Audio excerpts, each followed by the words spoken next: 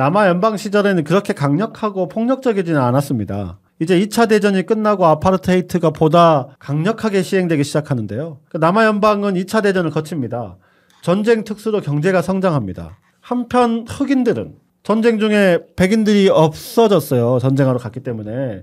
그 백인들이 비어있는 남아공 산업에 흑인들이 본격적으로 진출하기 시작했고 경제활동에 대한 기여도가 높아지면서 그동안의 차별에 대한 자각과 권리 향상을 위한 요구가 높아지기 네. 시작한 것은 너무 당연하겠죠. 네. 네. 또 백인들은 흑인들의 권리의식으로 기존의 질서가 위협받기 시작하기 때문에 아파르테이트를 보다 강화할 필요성을 느끼게 된 겁니다.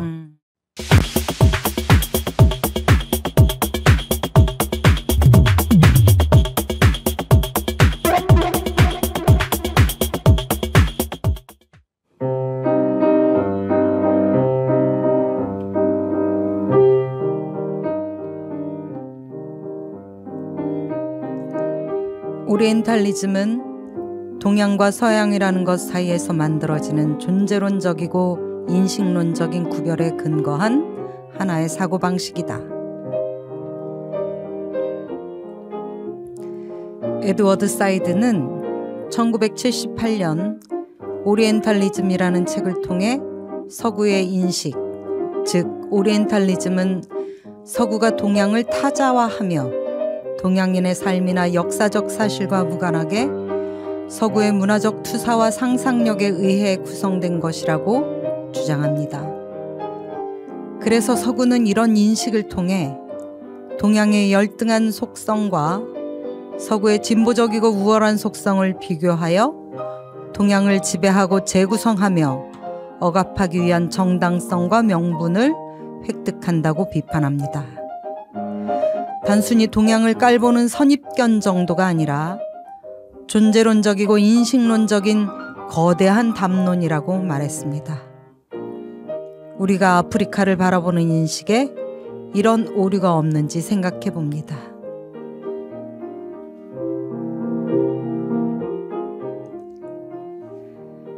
역사 속에서 오늘의 길을 찾는 빨간 방송. 붉은 오늘 49번째.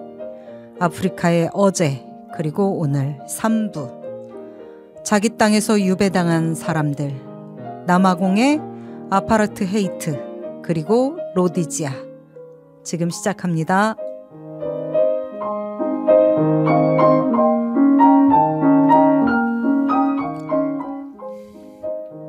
네, 안녕하세요. 안녕하십니까. 네. 저는 진행자 심재욱이고요. 양경규입니다. 나경채입니다. 네, 오늘 어떻게 색깔을 깔맞춤해서 입은 것처럼 산뜻하시네요. 둘이 서로 상의하고 왔어요. 너는 파란색 해라, 나는 살색 하겠다 이렇게. 살색, 네. 분홍색. 분홍색. 아프리카를 하면서 그 색깔을 살색이라고 하시면 어떡합니까? 아, 죄송합니다. 네, 사과하십시오. 네. 네. 네, 다들 잘 지내셨나요? 2주 동안 너무 더워가지고 건강 상하지 않으셨는지 좀 걱정입니다.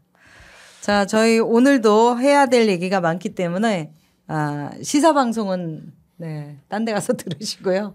네. 오늘은 붉은 오늘 진보의 역사 시작해 보도록 하겠습니다.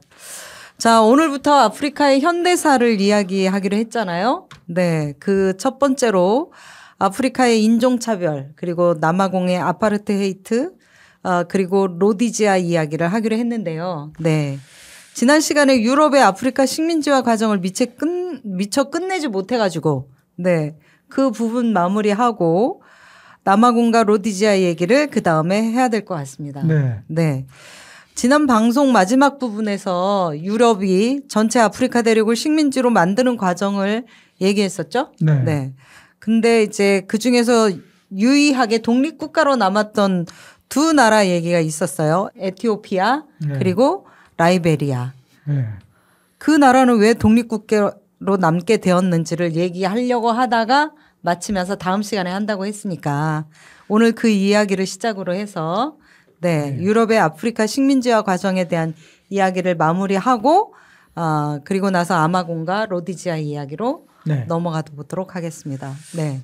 그 화면에 이제 지도가 나오는데요. 지도를 보시면 두 지역이 유럽의 식민지가 아닌 것으로 분류되는 것이 보입니다. 저기 원에 들어가 있는 회색 부분인데요. 서부와 동부에 각각 한 군데씩 바로 저기가 에티오피아와 라이베리아입니다. 그래서 왜 이들은 식민지가 안 되었는지 먼저 에티오피아부터 이야기를 해보겠습니다. 네. 에티오피아 얘기는 한번 했어요. 고대 에티오피아 왕국 이야기 그리고 현대의 셀라시아 황제 이야기 이런 얘기들을 일부에서 나눈 적이 있는데요. 에티오피아는 오랜 기간 독립적인 왕국을 유지해온 나라였습니다. 그런데 이제 베를린 회의 결과를 등에 업고 1896년 이탈리아가 지금의 에리트레아 지역과 소말리아 지역, 이제 지금은 나라로 독립되어 있는 나라인데요. 에티오피아에 바로 접경해 있는 북쪽의 에리트레아, 동쪽의 소말리아 이것을 이탈리아가 점령을 하고 그러고 나서 에티오피아 왕국으로 쳐들어옵니다. 이미 1887년에도 한번 1차 공격을 했었는데 실패했고요. 그래서 1896년에 이번에는 반드시라고 도전을 했지만 또다시 실패하고 맙니다.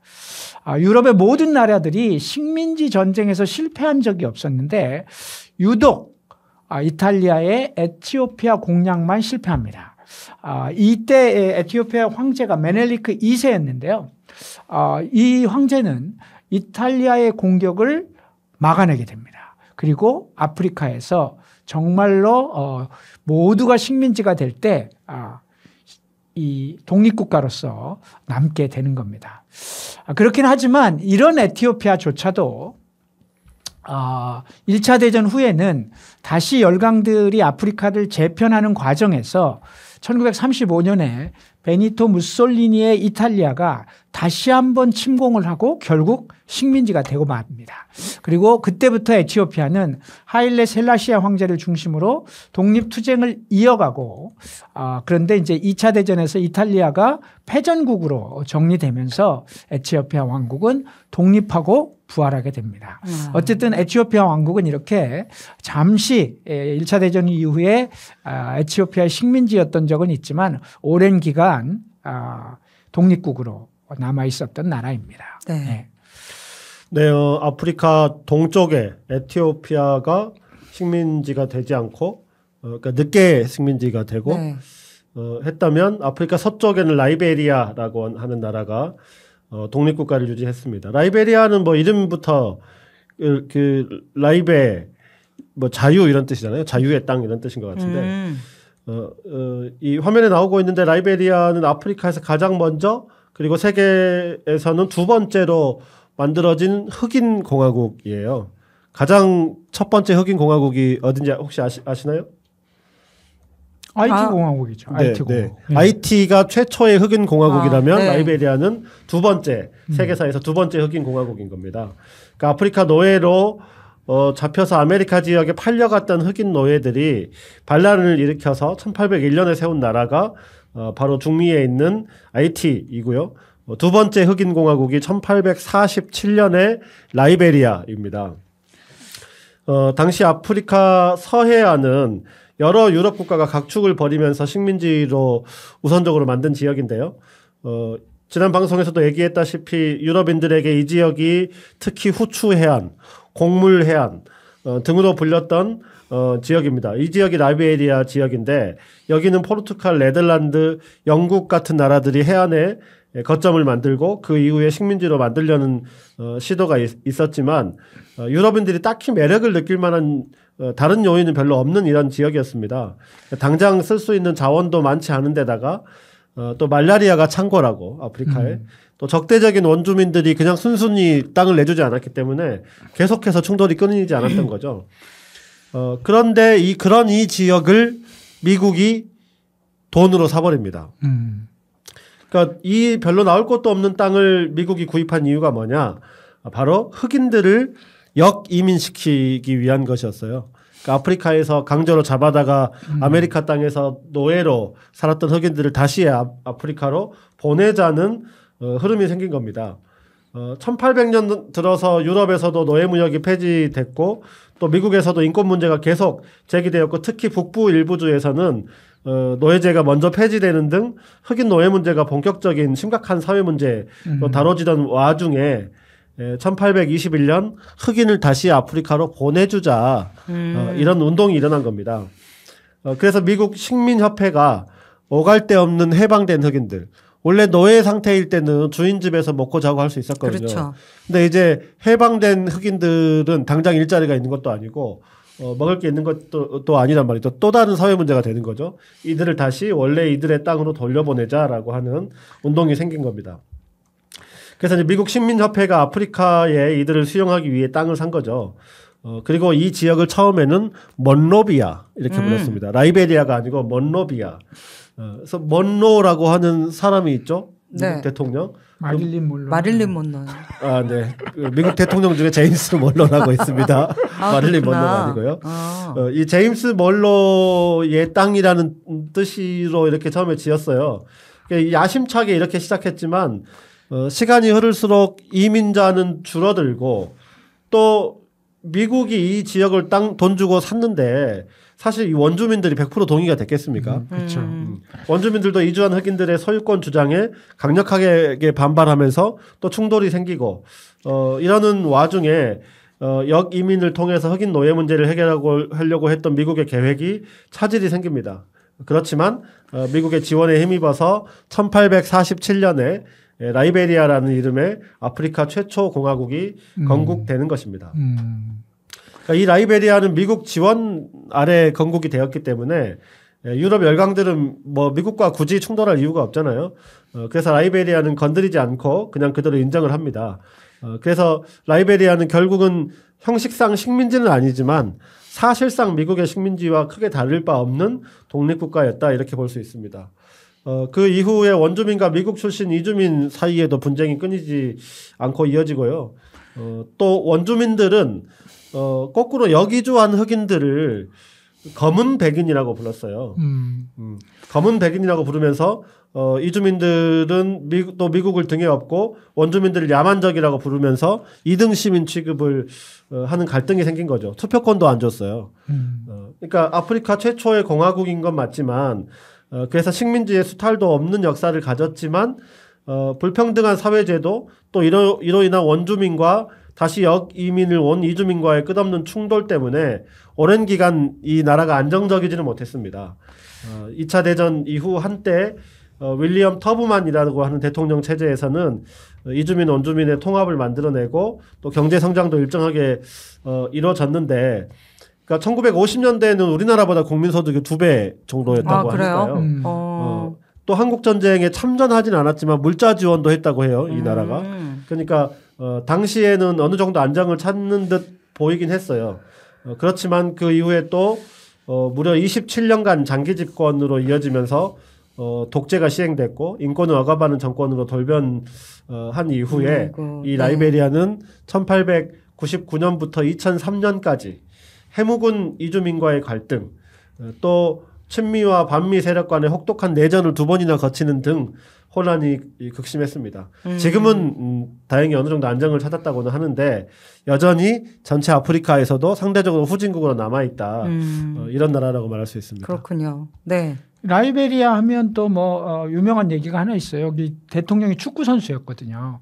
아 그래요? 조지 웨어라는 축구 선수가 있는데 축구 좋아하는 사람은 뭐 모를 수가 없는 이름입니다. 그냥 평범한 축구 선수가 아니고 잘 모르는 저도 이 이름 들었어요. AS 모나코, 파리 생제르맹, AC 밀란 등 유명 팀들을 두루 거치면서 아프리카인으로서는 전무후무하게 발롱도르와 피파 올해의 선수상을 수상한 선수입니다. 그러니까 그래요? 대단한 선수. 꽤 잘하는 선수. 꽤 잘하는 게 아니라 뭐 지금으로 따지면 호날두나 메시급인 거죠. 어머나, 그렇구나. 말하자면 2003년 은퇴하고 나서 2005년 정치의 투신 그리고 첫 대통령 선거에 나섭니다. 2년 만에 대통령 이력이 정말 그런데 특이하네요. 이제 사실 이런 나라에서 돈이 얼마나 많았겠어요. 그렇겠죠. 그리고 국민적 영웅이잖아요. 우리 뭐 손흥민 하나만 갖고도 영웅인데 그렇죠. 이런 나라 입장에서 네. 보면 그렇기 때문에 이제 정치에 투신하고 그런 인기가 있었기 때문에 대통령 선거에도 나갈 수 있었죠. 관상이 대통령상이긴 해요. 네.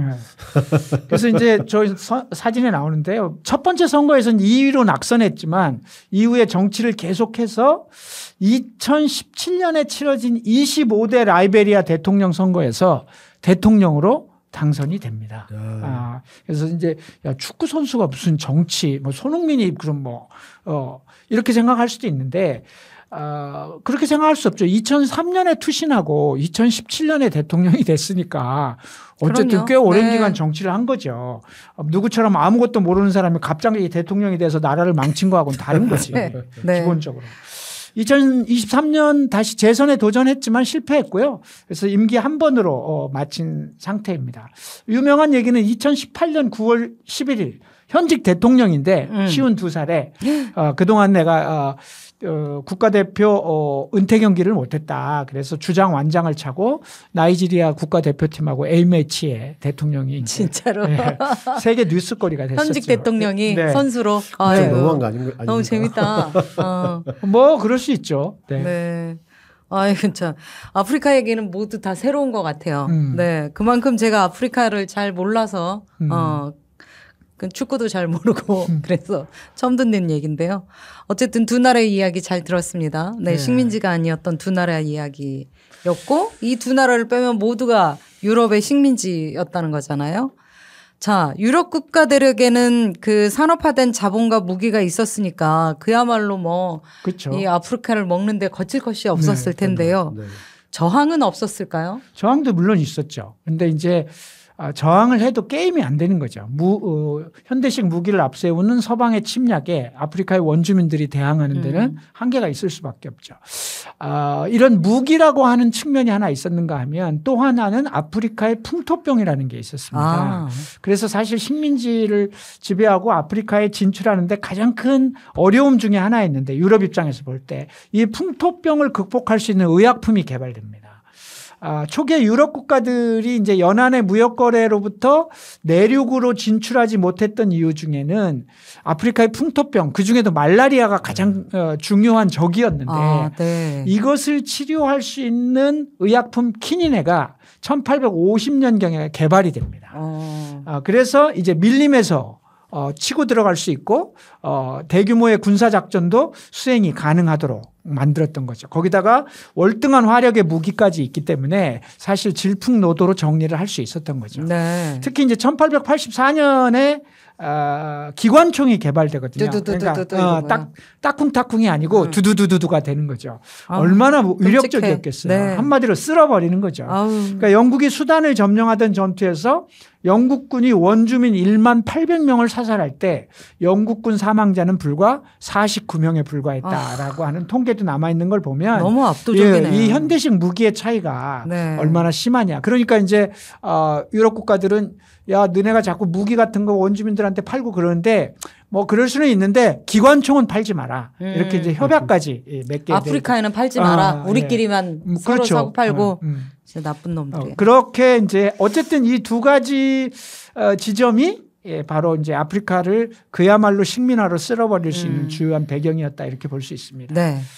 아프리카의 현대사를 이야기하기 위해서 아프리카 대륙 그 이전의 역사에 대해서 얘기를 좀 했죠. 우리가. 해왔죠. 네. 그러니까 서방의 아프리카 대륙의 식민지화가 이루어지는 게 1880년대에서 1900년 초까지 1차 세계대전까지 이야기를 대략 한 것 같고요.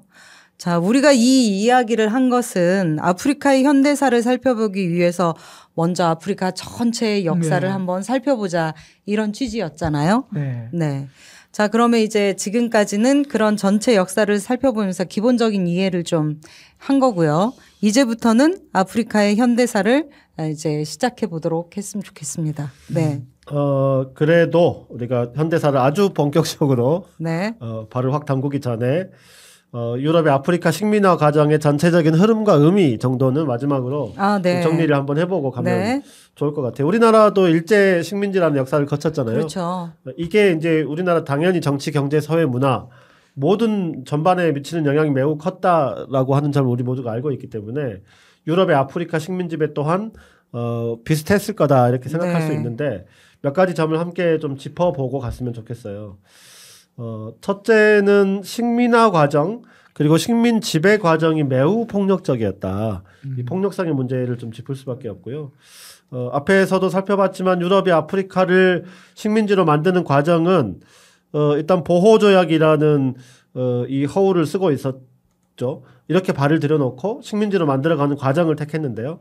보호조약이라고 하는 것이 그 지역의 왕이나 혹은 뭐 추장, 우두머리한테 다른 이민족의 침입을 우리가 보호해 주겠다. 그 대신 유럽인들이 그곳에서 자유롭게 무역을 할 수 있도록 해달라라고 하는 것을 약속하는 것인데 이거를 유럽인들은 그 지역을 이제 우리 유럽이 지배해도 좋다라고 하는 것으로 받아들였지만 아프리카 원주민들은 이건 그냥 우호적인 교류하자고 하는 약속 아니었냐라고 이해한 겁니다. 그래서 아프리카에서 땅이라고 하는 건 아프리카 원주민들에게는 이거는 조상들이 우리에게 물려준 공유지라고 하는 개념이었지 땅을 내가 소유하고 있기 때문에 누군가에게 팔 수 있다라고 하는 개념 자체가 없었거든요. 그런데 나중에 이제 이런 조약을 빌미로 땅의 소유와 지배를 주장하는 유럽인들과의 충돌은 너무나 당연한 것이었죠. 그 이후에 식민지로 만들어가는 과정은 그렇기 때문에 매우 폭력적인 전쟁 학살로 이어질 수밖에 없었던 겁니다. 식민지가 된 후에는 노동력 착취와 자원 수탈이 매우 잔인하고 야만적으로 또 폭력적으로 진행이 됐고요. 세계 그 어떤 곳의 식민 지배보다 아프리카의 식민지화 혹은 식민 지배 과정은 가장 폭력적이었다 이렇게 말할 수 있을 것 같습니다. 네. 두 번째로 나타난 뭐 특징, 양상 이런 것들은 아프리카인들의 식민 지배에 대한 저항은 그래서 일상적이고 끈질기게 진행되었다는 지점을 확인할 수 있습니다. 네. 그러니까 이제 식민화 과정에서부터 저항이 시작됐잖아요. 정도의 차이는 있지만 다른 대륙과는 다르게 사실 우리나라만 해도 한일 합병이 될 때 뭐 의병들이 뭐 이렇게도 하긴 하지만 이렇게 격렬하게 저항한 역사가 없이 그냥 대충 중앙에서 처리해서 끝내고 식민지를 만들어 버린 과정이었잖아요. 네.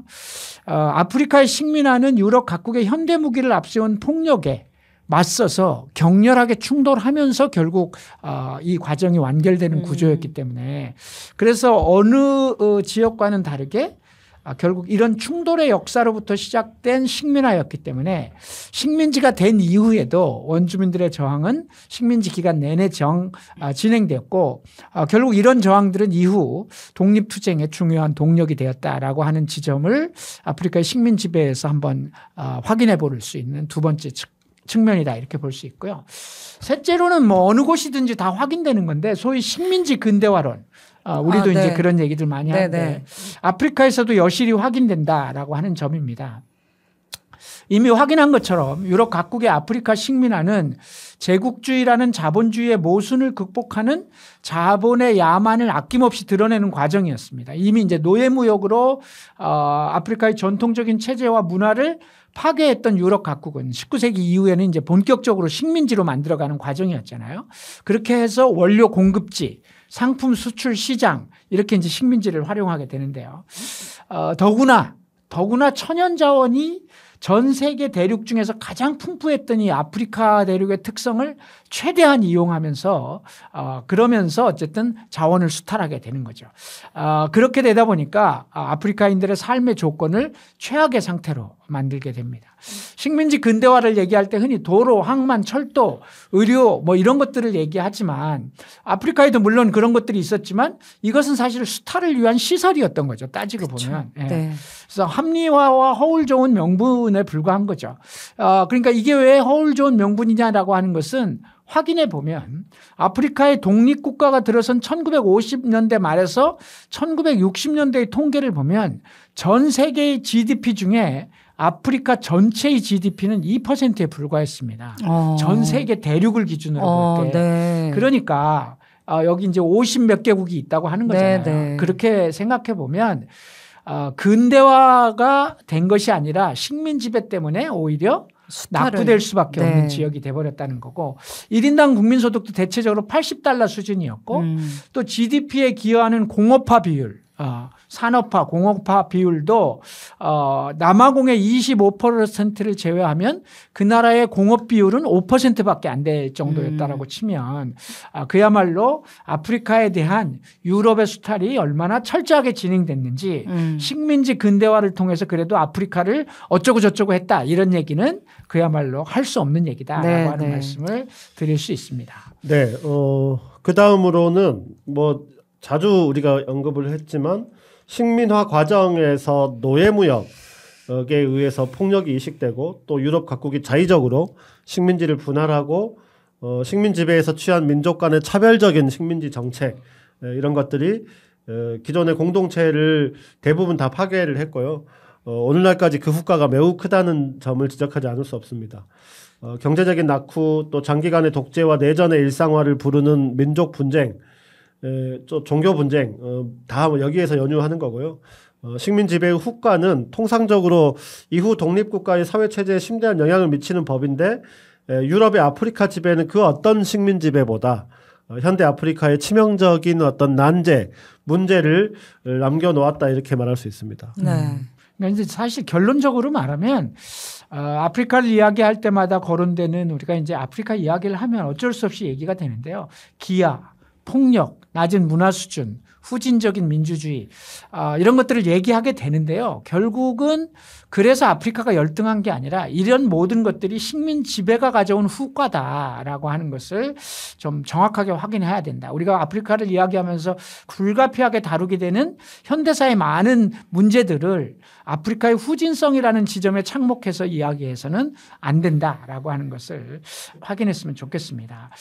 제가 사실 이 아프리카를 얘기하면서 걱정스러웠던 건 뭐냐면 자칫 아프리카의 현대사를 다루게 되면 아프리카의 부정적인 측면을 이야기하게 돼요. 내전이 어떻고 뭐가 어떻고 뭐가 어떻고 이런 얘기를 계속 하게 되는데 그것이 역사적인 사실이긴 해도 앞으로 우리가 현대사를 다루면서 이런 얘기를 자꾸 하다 보면 가뜩이나 아프리카에 대해서 그런 인식이 있는데 부정적 인식을 더해가게 될까 봐 네. 우려가 있는데 바로 그런 지점들을 명확하게 인식하고 들으셨으면 좋겠다라고 하는 거고요. 가능하다면 우리가 붉은 오늘에서는 아프리카 얘기를 하면서 아프리카와 아프리카인들의 긍정성을 빼놓지 않고 확인하도록 노력을 하겠다는 말씀을 드리겠습니다. 네.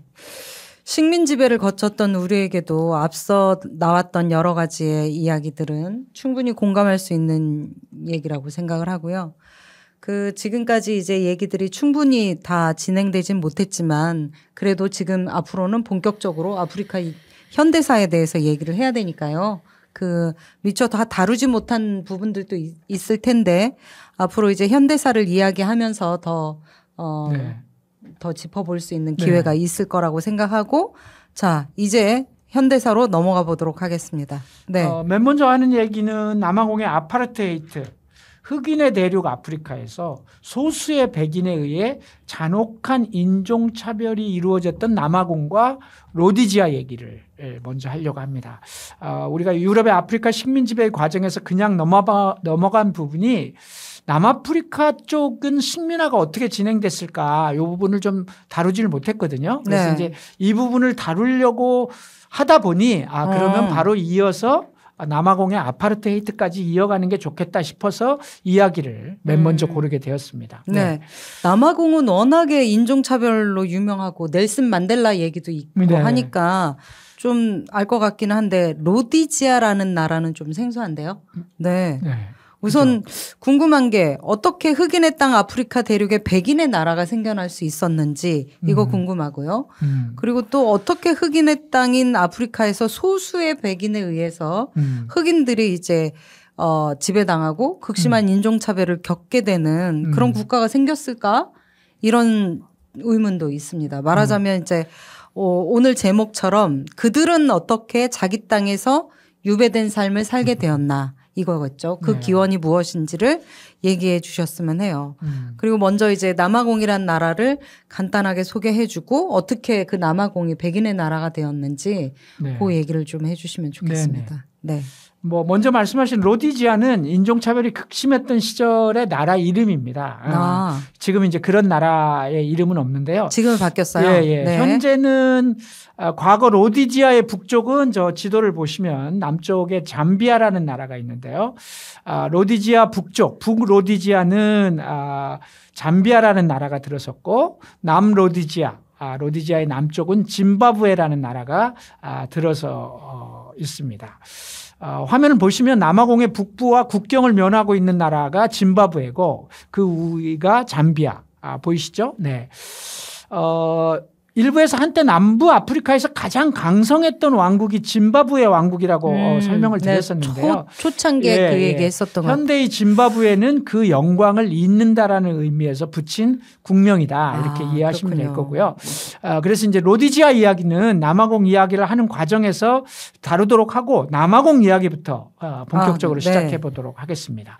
우선 남아공이란 나라 간단하게 한번 들여다보고 시작하겠습니다. 네. 아프리카 남쪽에 있는 나라이고요. 광물 자원이 매우 풍부하고 바다까지 면하고 있어서 수산 자원도 풍부한 나라입니다. 그리고 천혜의 경관까지. 그래서 이제 보면 땅도 넓고 참으로 풍요롭고 아름다운 나라다. 이렇게 말할 수 있는 나라입니다.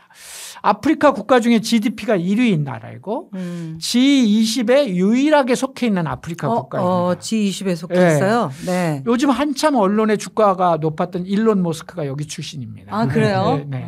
그리고 뭐 영화배우 샤를리즈 테론 같은 영화배우도 여기 출신인데요. 그리고 뭐 저도 어렸을 때 이제 처음에 어린 마음에도 그런 뉴스를 보면서 대단하다 이런 생각했는데 세계 최초로 심장을 이식한 수술을 성공한 크리스찬 버나드 박사가 남아공 사람입니다. 이 수술이 이제 케이프타운 병원에서 처음으로 실시됐고 성공을 하게 되는데요. 어쨌든 어렸을 때 그 크리스찬 버나드 의사님을 아셨어요? 예. 당연하죠. 이게 67년이니까. 역시 범상찮아요. 네. 어쨌든 아니 되게 유명했어요. 너무나 이게 큰 그 당시에는 큰 뉴스죠. 네. 심장을 이식한다는 거니까. 그럴 수 있겠네요. 네네. 그런데 이 정도면 좀 괜찮은 나라다. 엄청 괜찮은 나라죠. 속내를 들여다보면 이 문제가 정말 많은 나라입니다. 우선 세계에서 가장 치안 상태가 엉망인 나라입니다. 아, 그래요? 요하네스버그 같은 도시는 아예 세계 최고의 범죄 도시 중에 하나로 알려져 있는데 그래서 이제 어디 여러분들이 나무 위키나 무슨 위키를 찾아보면 요하네스버그 도시괴담이라는 게 존재해요. 아, 그래요? 어디 가다가 보면 뭐 이렇게다가 뭐 없어졌다. 뭐 이게 사람이? 다. 거기 도시괴담 보다 보면 우리나라의 그 유명한 여성 배우 김태희 남아공에 갔다가 강도를 당하잖아요. 그래서 더 유명해지는데. 진짜로 당한 거지? 네네. 실화입니까? 네. 한번 찾아보세요. 어쨌든 남아공은 연간 살인 범죄가 평균 8,000건 가까이 일어나는 나라인데요. 이걸 이제 실감이 안 나면 살인이 8,000건이요? 일평균으로 따지면 하루에 살인 사건이 86건. 17분마다 한 명씩 살해당하는 나라입니다. 이만큼 치안이 엉망인 거죠. 그리고 사회적으로 빈부격차가 워낙 급증하고 관료들의 부정부패가 심하고 그러다 보니 이제 공권력의 권위가 낮아서 기능을 발휘하지 못하는 이런 그런 나라이기도 합니다. 무서워. 그러니까 겉으로는 꽤 괜찮은 나라지만 속으로는 왜 이럴까? 그것을 많은 사람들은 오늘 남아공의 사회적 문제를 낳은 근본적인 배경에는 바로 수백 년을 이어온 인종차별이 있다. 그렇기 때문에 이 나라가 이렇다. 바로 그 악명 높은 아파르테이트 이제 그 이야기를 하려고 합니다. 어떻게 흑인의 대륙에서 남아공은 백인의 나라가 되었고 인종차별 국가가 되었는지 바로 그 이야기 남아공의 아파르테이트 시작해 보도록 하겠습니다. 네, 아파르테이트도 그 뿌리부터 한번 우리가 돌아보겠습니다. 16세기에 본격적으로 대항해 시대가 시작되는데요. 유럽 여러 나라들은 남북 아메리카와 아프리카 그리고 아시아로 경쟁적으로 진출하기 시작해요. 이 과정에서 남아프리카 식민화 이야기는 우리가 자세히 하지는 않았어요. 그 이야기부터 한번 해보려고 하는데요. 16세기 말부터 유럽 열강의 세력 변화에 따라 아프리카 해양 지배권은 네덜란드가 갖습니다. 그렇죠. 네덜란드. 네. 그런데 사실 네덜란드는 아프리카 그 자체에는 관심이 있었던 게 아니에요. 네덜란드의 관심은 인도를 비롯한 동양에 꽂혀 있었거든요. 그래서 네덜란드는 아프리카 서해안을 거쳐서 경유지였던 거죠. 거쳐서 희망봉을 지나서 먼저 인도네시아로 진출을 합니다. 화면에 나오는데요. 저게 이제 아프리카 남쪽을 해가지고 저런 노선으로 간 거죠. 저 빨간 게 지금 네덜란드가 인도로 가는 그렇게 가는 거죠. 이때는 수에즈 운하가 개통되지 않았기 때문에 유럽에서 백길로 아시아를 가려면 아프리카를 저렇게 밑으로 크게 돌아가야 했던 거죠. 네. 그런데 수에즈 운하가 1869년 19세기에 개통이 됩니다. 개통 이후에 무려 9,000km 날짜로는 7일에서 10일 정도가 단축되었어요. 대단한 거죠. 어쨌든 이제 이거는 나중 얘기고요. 이게 개통되기 전까지 네덜란드는 먼저 1602년에 국영 동인도 회사를 설립합니다. 그리고 이 회사를 중심으로 동양 무역에 박차를 가합니다. 지도에도 나오는데요. 1619년 네덜란드가 희망봉을 거쳐서 인도양을 건너 인도네시아 자카르타에 도달하고요. 그때 이미 이것을 점유하고 있던 영국과 전투를 해가지고 이겨버립니다. 그리고 이것을 바타비아라고 개명을 하고 식민지로 삼습니다. 그 후 여기에 동인도 총독을 두고 대규모 플랜테이션, 농장을 건설하고 원주민을 폭력적으로 통제하면서 이 지역의 지배권을 확보합니다. 그 후에 네덜란드는 1795년 영국에게 밀려나는데요. 이때까지 약 170년 가까이 인도네시아 지역의 무역을 완전히 독점합니다. 잠시 동안 영국에게 이 지역을 뺏겼던 네덜란드는 다시 19세기 초에 영국으로부터 지배권을 빼앗아서 인도네시아를 그 이후 식민지로 삼아서 쭉 지배하게 됩니다. 네덜란드의 식민 통치가 최종적으로 종료된 게 1949년 인도네시아가 독립하면서부터였다라고 볼 수 있습니다. 그래서 사실 인도네시아에는 뭐 네덜란드식 건물도 많이 남아 있고 뭐 네덜란드 그게 기풍이 남아 있는 거죠. 네. 그 뭐 최근 인도네시아 축구팀이 네덜란드 선수들을 다 기화시켜 가지고 거의 네덜란드 사람으로 베스트 11을 구성하잖아요. 아, 그래요? 그리고 감독도 그러다 보니까 한국의 신태용 감독을 갑자기 경질해 가지고 네덜란드 사람을 데려다가 감독으로 앉히게 되잖아요. 이런 이유들은 인도네시아가 오랜 기간 네덜란드 식민지였기 때문에 이로 인해서 인도네시아인과 네덜란드 사이에 난 2, 3세들이 많은 거예요. 그래서 사람들이 네덜란드에 살아. 이들을 기화시켜서 인도네시아 국민으로 만들고 그 사람들을 축구 선수. 그러니까 네덜란드는 축구 수준이 높은 나라잖아. 그러니까 그 사람들을 원래 네덜란드 국적을 인도네시아 국적으로 기화시키고 그 사람들을 베스트 11으로 하고 신태용 너는 이제 그만 사라져라 이렇게 된 거죠. 아니 남아공 얘기에다가 갑자기 네덜란드 얘기에다가 아니 저기 인도네시아 얘기를 그렇죠. 이렇게 갑자기 남아공 얘기하다가 인도네시아 그러니까. 좀만 더 들어보세요. 축구 그러니까 얘기까지 하네요. 그러니까 근 200년 가까이 지배권을 유지했던 인도네시아는 그런데 네덜란드로부터 너무 먼 거예요. 그렇죠. 기본적으로는 어쨌든 인도네시아에서 거쳐서. 착취한 모든 이 생산품과 이 이득이 되는 거를 네덜란드로 갖고 와야 그렇죠. 되는데 수에즈 운하가 없잖아요. 없죠. 그러니까 이게 너무 먼 거예요. 그러니까 아프리카 남단에 이렇게 거쳐가지고 가려니까. 뭐 중간에 가다가 무슨 기름도 새로 넣고 그치, 뭐 여러 가지 해야 되잖아. 그래서 희망봉을 돌아서 인도양까지 가다 보니까 이게 중간 기착지가 있어야 되겠다. 중간 보급기지가. 그래서 중간 보급기지로 가장 적절한 장소로 찾은 게 바로 아프리카의 남단 희망봉이었던 거예요. 네. 여기다가 그러면 중간 보급기지를 만들자. 이렇게 한 거죠. 그래서 1652년에 네덜란드는 대략 130명. 그러니까 이제 남아공의 역사에서는 특히 백인들에게는 가장 중요한 이름 중에 하나가 얀반 리베이크라는 사람이죠. 이게 우리로 말하면 단군인 거예요. 최초로 이 사람을 책임자로 해서 130명의 이주민을 희망봉으로 보냅니다. 그리고 마침내 1657년에 케이프타운이라고 하는 것을 중심으로 중간 보급기지를 만드는 거죠. 희망봉에 케이프타운을 만든 거예요. 네. 이렇게 해서 케이프타운을 만들고 중간 보급기지를 만든 거예요. 근데 이곳은 원래 포르투갈이 먼저 찜했던 지역이라고 지난 시간에 우리 배웠잖아요. 네. 그러니까 이제 그런데 그래서 포르투갈과 잠깐 충돌은 있었는데 이미 해양의 지배권을 상실했던 포르투갈 세력이 이 네덜란드에 맞서기는 무리였기 때문에 물러나고 그리고 네덜란드는 이곳에 자국민들을 이주시키기 시작하면서 케이프타운을 거점으로 중간 보급기지인 이 케이프타운을 거점으로 인도네시아를 경영하기 시작하는데 그런데 당초에는 그저 중간 보급기지 정도로 생각했는데 네덜란드 이주민이 계속 늘어나기 시작한 거예요. 이 자체에. 이게 보급기지가 아니고 이 자체가 늘어나기 시작한 거야. 처음에 100명 남짓의 이주민으로 시작했지만 이게 한 세대 정도가 지나니까 1만 명 정도가 되는 거예요. 이주민이. 네. 이런 이주민의 증가는 경제적인 이유도 있었지만 종교적인 이유가 컸어요. 왜냐하면 본국에서 박해를 받았거든요. 종교인들이. 이제 이 이야기를 하려면 또 새끼를 쳐서 유럽에서의 종교 분쟁 얘기를 해야 되는데 그 얘기까지는 못 하겠고 어쨌든 종교 분쟁 때문에 신교도가 증가하고 구교도와의 갈등이 종교 전쟁으로 벌어지면서 프랑스의 신교도였던 위그노를 뿌리로 하는 네덜란드의 칼뱅파 신교도들이 종교의 자유를 찾아 이주를 하기 시작합니다.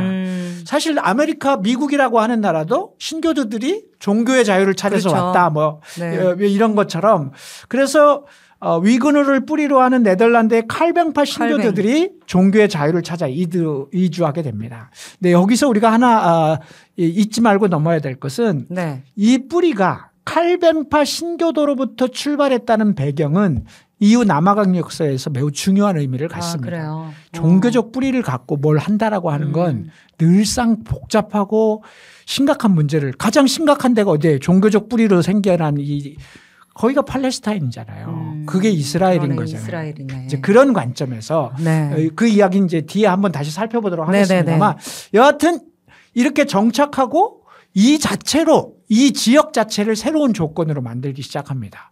보급기지가 아니라. 보급기지가 아니라 원래는 중간 보급기지였고 관리자나 극소수의 거주민으로 시작했던 사람들이 새로운 조건을 만들어 갔다?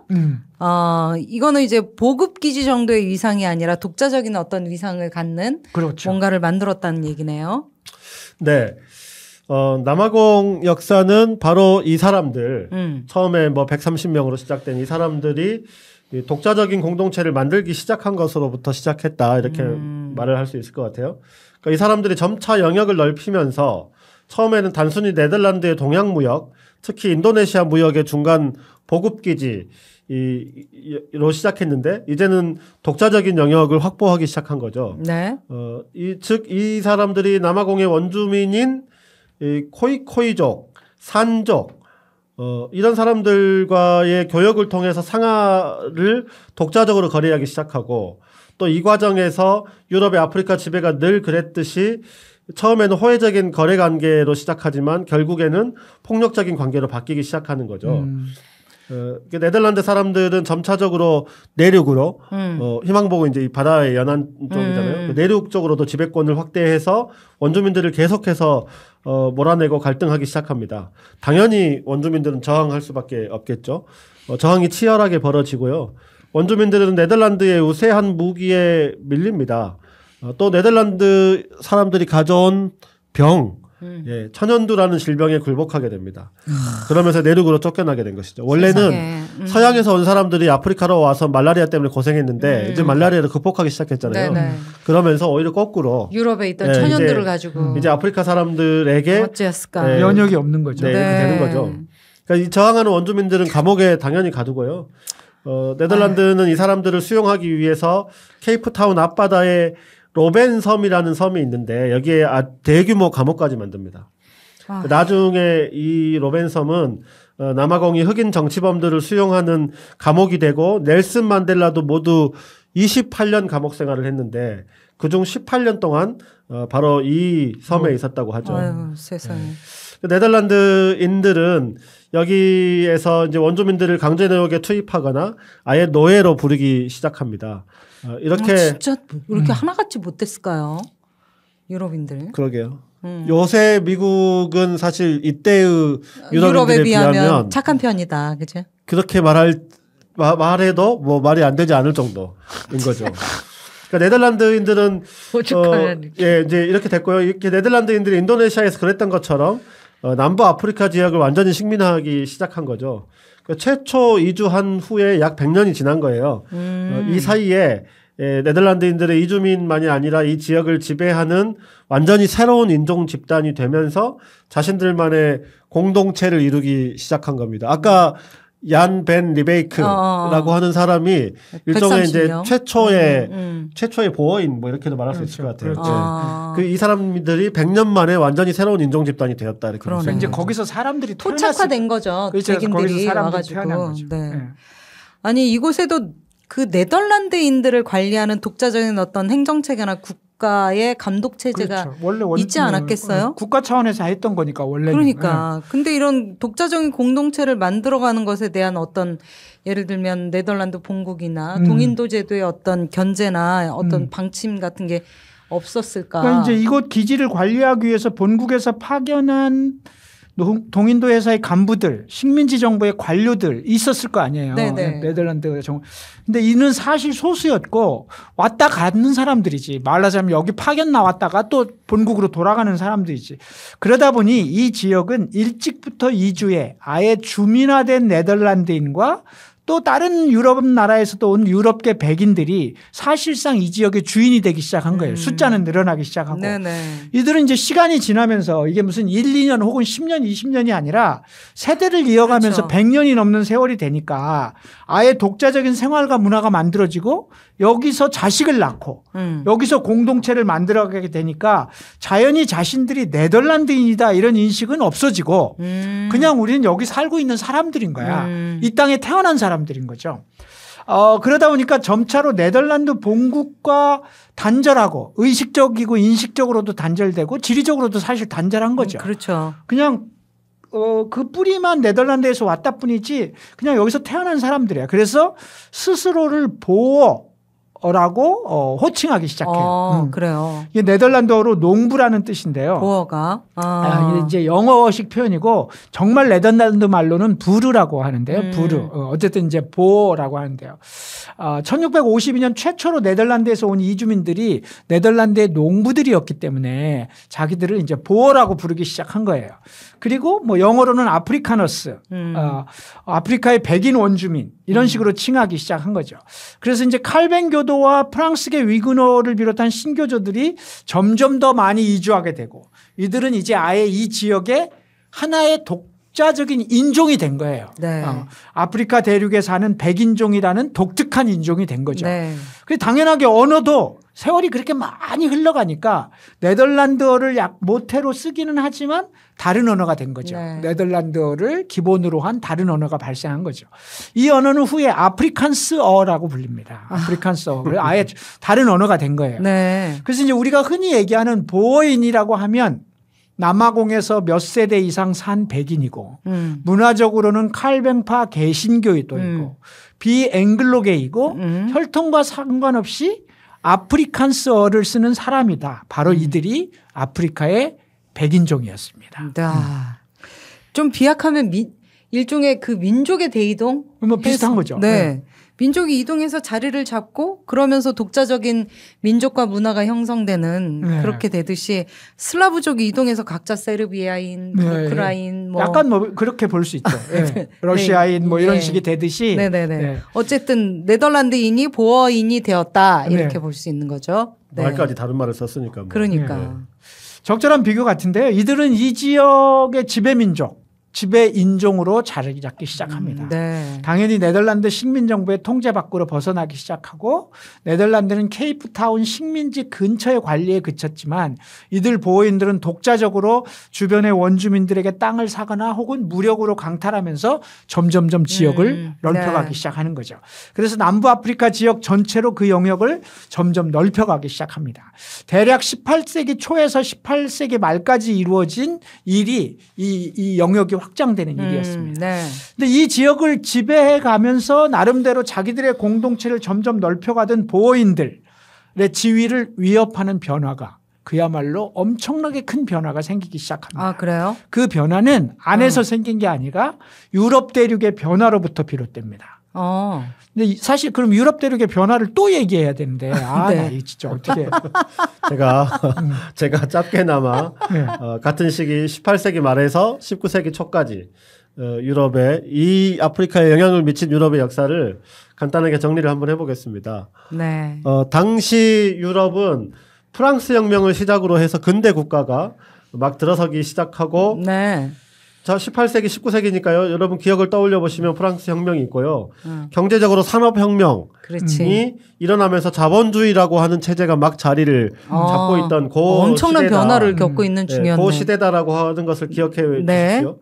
그 산업혁명으로 인한 자본주의 체제의 발전 당연히 해외 식민지 쟁탈전을 가속시키면서 네. 왜냐하면 엄청난 많은 자원이 양의 상품을 네. 수출도 하게 할 수 있게 됐고 네. 또 상품을 많이 만들려면 자원을 또 많이 그렇죠. 가져와야 되는 네. 거죠. 당연히 식민지가 필요한 사회적 상태가 되는 거고요.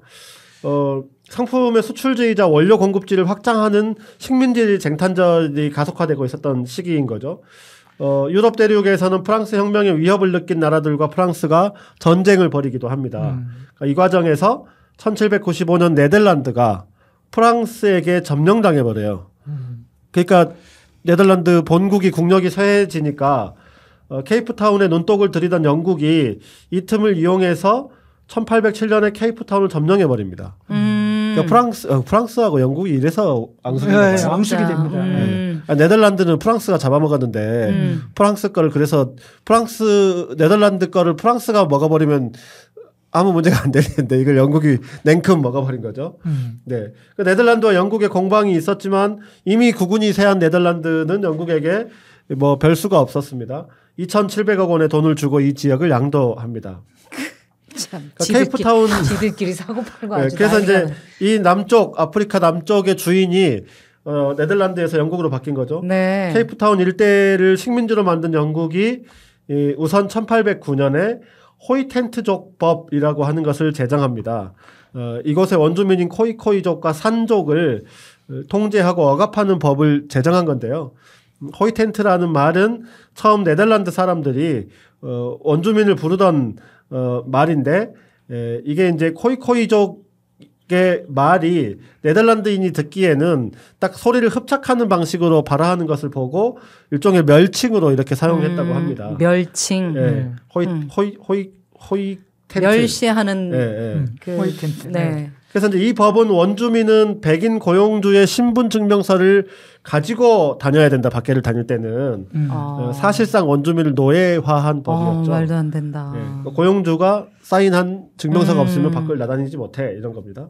그러니까 남아공의 인종차별 아파르트헤이트의 뿌리는 바로 이 법 호이텐트 법으로부터 시작되었다 이렇게 볼 수 있습니다. 그렇군요. 호이텐트 법. 케이프타운 지역의 지배자도 바뀌고요. 네.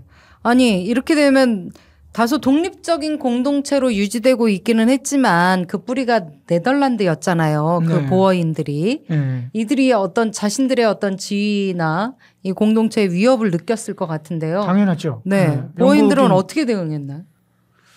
그거는 글쎄 뭐 한 10분간 휴식 좀 하고 와서 얘기를. 그래요.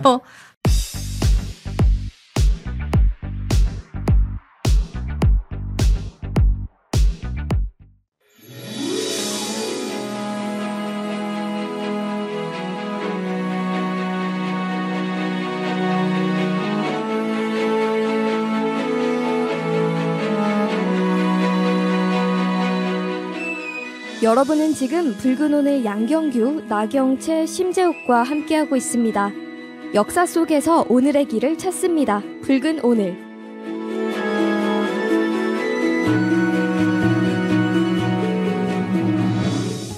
네. 저희 돌아왔고요. 자, 지배자가 바뀐 남아프리카. 네. 남아프리카 공화국. 그죠? 남아프리카죠 그때는. 그렇죠. 아직 공화국은 아니고. 네. 보어인들의 대응이 어떻게 됐나요? 이렇게 한번 가만히 생각해 보면 보어인이라고 하는 사람들이 얼마나 강인하고 거친 사람들이었겠어요. 그렇죠. 그랬겠죠. 네. 종교적인 문제로 뭔가 각오를 하고 아프리카 생전 처음 온 이 더운 아프리카에 그럼요. 와가지고 자기 터전을 완전히 옮긴 들판에 거잖아요. 사자들이 있고 그러니까. 막 기린 같은 것들이 그렇죠. 말라리아 그리고 원주민들하고 네, 대항해서 이러면서 100년을 버텨온 사람들이었기 때문에 영국인들이 갑자기 와가지고 비켜라고 했을 때 순순히 비키지 않았겠죠. 그런데 그 이야기는 잠시 뒤에 하고요. 그 전에 서구 인종차별이 어떻게 벌어졌는지에 대해서 아주 상징적인 사건이 하나 있어요. 네, 그 이야기를 그냥 넘어가려고 했는데 여기서 좀 하고 넘어가야 될 것 같습니다. 앞에서 코이코이족이라는 부족을 이야기한 적이 있는데요. 사람 중에 사람 뭐 이런 뜻이라고. 네, 그래요? 우린 사람이다라고 하는 부족 이름을 가지고 있는 분들인데요. 이 사람들 중에 사키 바트만 이라는 여성이 있었습니다. 21살의 코이코이족 여성이었고요. 사라 바트만이라고도 합니다. 그러니까 이 사람이 1810년에 우여곡절이 있었지만 아프리카 땅에서 사실상 영국으로 팔려왔습니다. 노예가 된 거죠. 팔려와서 유럽인과 다른 모습으로 인해서 구경거리가 돼요. 예, 신기한 동물 취급을 당한 거죠. 그러니까 바트만은 광장, 대학, 서커스단 이런 곳에서 알몸으로 전시가 됩니다. 예, 영국 전역을 돌고 이 전시 되면서 돌고 난 이후에 다시 대륙으로 넘어가서 프랑스로 가서 거기서도 똑같은 취급을 받고요. 저런. 나중에는 매춘을 강요당하기도 합니다. 매춘으로 삶을 영위하다가 결국에는 1815년 21살에 팔려온 사키 바트만은 26세에 세상을 떠나게 됩니다. 그러니까 인간을 전시하던 유럽인들의 행위도 구역질나는 일이지만 바트만은 사후에도 편히 잠들지를 못해요. 이 그림이 나오는데요. 유럽인과 외양이 매우 다른 사람이었기 때문에 이 사람이 혹시 인간이 아닌가 아니야? 원숭이? 라고 홍보를 한 거예요. 인간을 닮았는데 과연 이 사람이 인간이겠습니까? 여러분들 어떻게 생각하세요? 이렇게 전시를 한 거죠. 그러니까 연구 목적으로 해부를 합니다. 진짜 이 사람이 인간인지를 우리가 검토해 보겠다라고 죽은 이후에. 그러니까 유럽인과 같은 장기를 가진 인간임을 확인한 후에도 요거를 보관하고 또 그 생전 모습을 석고박제로 만들어 전시합니다. 지금 그 모습입니다. 석고박제로 된 모습이고요. 네, 박물관에 있는 모습이었던 거죠. 네, 이렇게 말도 안 되는 행위에 대해 1940년대부터 아프리카인들은 사키 바트만에 대한 전시 중단, 또 6월에 아프리카 송환을 요구했지만 프랑스는 오랜 기간 동안 이것은 우리들의 국가 재산이다라고 하면서 거부합니다. 세상에. 네, 식민지에서 독립했지만 당사자인 남아공 정부가 백인 정권, 인종차별 정권이었기 때문에 이런 일에 대해서 어떤 조치를 취할 생각도 하지 않았고요. 또 일부 인권운동가들 문제를 제기하기도 했지만 특별한 이슈가 안 되다가 1995년 20세기 말에 대해서야 남아공의 넬슨 만델라 정부가 들어서고 국가 차원에서 사키 바트만의 유해 송환을 공식적으로 요청합니다. 네. 그러나 남아공 정부의 요청에도 프랑스는 또 박물관 재산이다, 사유재산이다 이렇게 거부하면서 결국에는 국회 의결까지 거쳐서 2002년에야 비로소 사키 바트만의 유해가 남아공에 묻히게 됩니다. 네, 아니 세상에. 유해가 묻히는 장면이죠. 네, 네 아래가 아래 그러니까 사진이. 코이코이라고 하는 족은 인간이다라고 하는 뜻이다라고 했는데 당시에는 뭐 모든 인간은 평등하게 태어났다라고 하는 게 유럽에서도 주지의 사실이잖아요. 네. 네, 이게 그냥 사회적 상식이 이미 되어 있음에도 불구하고 일부 사람들은 모든 인간은 평등해. 그런데 쟤는 인간일까? 라고 하는 식으로 혐오를 생산했던 거죠. 네. 저도 이 얘기 들었는데요. 정말 너무 충격적이었었어요. 그러니까 약간 엉덩이 둔부나 이런 게 이제 너무 발달해서 왜 유럽인들과 모습이 달라가지고 그걸로 알몸으로 전시를 하고 아유 세상에 인간 어떻게 사람을 박제를 해서 그러니까요. 그렇게 전시를 합니까? 진짜 그러니까 유럽인들 너무 잔인한. 그러니까 인간을 전시하는 그 야만적인 행태, 뭐 말할 수 없는 분노가 있고요. 또 비슷한 맥락에서 이 프랑스 애들이 무슨 뭐 문화 어쩌고 하는데 사실 약탈한 문화재를 자기들 물건처럼 생각하는 반성하지 않는 태도. 그러니까 이건 인간이기 때문에 그런 건데 문화재도 마찬가지죠. 우리 병인 양육 때 약탈해간 외교장각 의궤를 국가의 보물 운운하며 돌려주지 않던 프랑스의 제국주의의 민낯. 네. 그리고 그거를 국가가 결국 결의해서 돌려줬다고 해서 그 담당자가 문화재 반환에 눈물을 흘리면서 분통해하던 모습. 그래서 마치 프랑스 내에서는 그 실무자를 대단한 사람인 것처럼 말이 되냐고요, 이게. 남의 유산을 그러니까. 가지고. 제국주의와 인종차별의 민낯, 프랑스의 자유평등 박애의 허상 이런 것들을 여기서 우리는 진짜 네. 적나라하게 보는 거죠. 어쨌든 화를 가라앉히고 이야기를 좀 이어가 보면요. 이미 독자적인 공동체를 형성했던 보아인들은 영국이 이곳을 식민지로 삼고 공용어도 영어로 일방적으로 선포하고 자국이 노예제를 폐지했기 때문에 처음엔 호위텐트법을 제정했지만 나중에 자국이 노예제를 폐지하게 되니까 여기도 폐지해야죠. 자기네 식민지니까. 네. 그렇게 하면서 노예 해방까지 선언하자 보어인들은 식민당국 너네하고 같이 못 사는 우린 너네들하고 절대로 용납할 수 없다. 이렇게 하면서 저항을 시작하죠. 그래서 너네가 지배하는 곳을 떠나겠다. 그래서 따로 만들겠다. 또? 그래서 이제 안으로 들어가는 거예요. 그래서 식민지를 떠나서 보호인들을 새로운 정착지를 찾아 새로운 나라를 건설하겠다는 목표를 가지고 진짜 강인하고 거칠기차게 그 아프리카 대륙의 밀림 안으로 네. 대장정을 떠나는 겁니다. 이건 대단한 결심인 거예요. 대단한 사람. 대단한 거죠. 미국 서부 총잡이들하고 비슷한. 네. 그보다 더한 거죠. 이거는. 그렇지. 그야말로. 자연 환경으로 보면 훨씬 더. 그렇죠. 네. 그리고 거기 가면 물론 서부에도 인디언들이 있었지만 밀림 안에 수많은 종족이 그렇죠. 살잖아요. 네. 그걸 뺏겠다고 가는 거죠.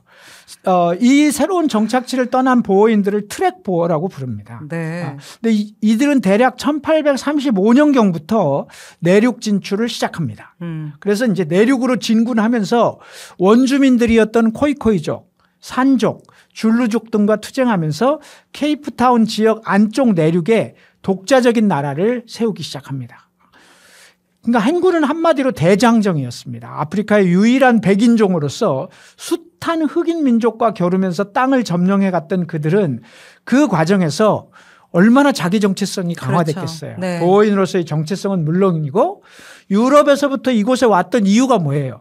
종교의 자유였잖아요. 네. 그러니까 종교적 교조성, 신교도로서의 신앙 공동체 또한 엄청 강력해지는 거죠. 어떤 역경에도 굴하지 않는 자신들의 행군을 신이 보호할 거다라는 믿음으로 앞으로 나가는 거죠. 그러니까 이것은 오늘 중동 한복판에서 학살을 저지르고 있는 이스라엘하고 사실상 비슷한 거예요. 그래서 야만적이고 그래서 이후에 이 남아공을 무지무지한 인종차별을 만든 근거가 바로 이 바탕에 깔려 있는 거죠. 그러네요. 네. 아니, 그렇게 말씀하시니까 흑인 대륙에서 백인의 나라인 남아공 그리고 아랍의 한복판에 세워진 국가 이스라엘. 네. 겹쳐지네요. 네. 거기서 잉태된 배타적인 인종주의, 하여튼 그 폭력, 참 가슴이 아픈데요. 자, 이제 보어인들의 새로운 나라가 건설되었다는 것이죠. 네. 네. 이 지역의 지배자인 영국이 가만 두고만 있지는 않았을 텐데 어떻게 했나요? 네, 내륙으로 들어간 보어인들이 가장 먼저 세운 나라는 1838년에 줄루 왕국 영토였던 나탈이라고 하는 지역에 세운 나탈 공화국이었습니다. 지도가 나오네요. 네, 지도가 나오는데요. 네. 줄루 왕국은 샤카 왕의 강력한 지도력을 바탕으로 이 일대를 평정한 왕국이었어요. 샤카 이름도 강력한 것 같잖아요. 줄루 왕국이 이제 보어인들이 나탈을 점령하자 당연히 강력하게 저항을 했습니다.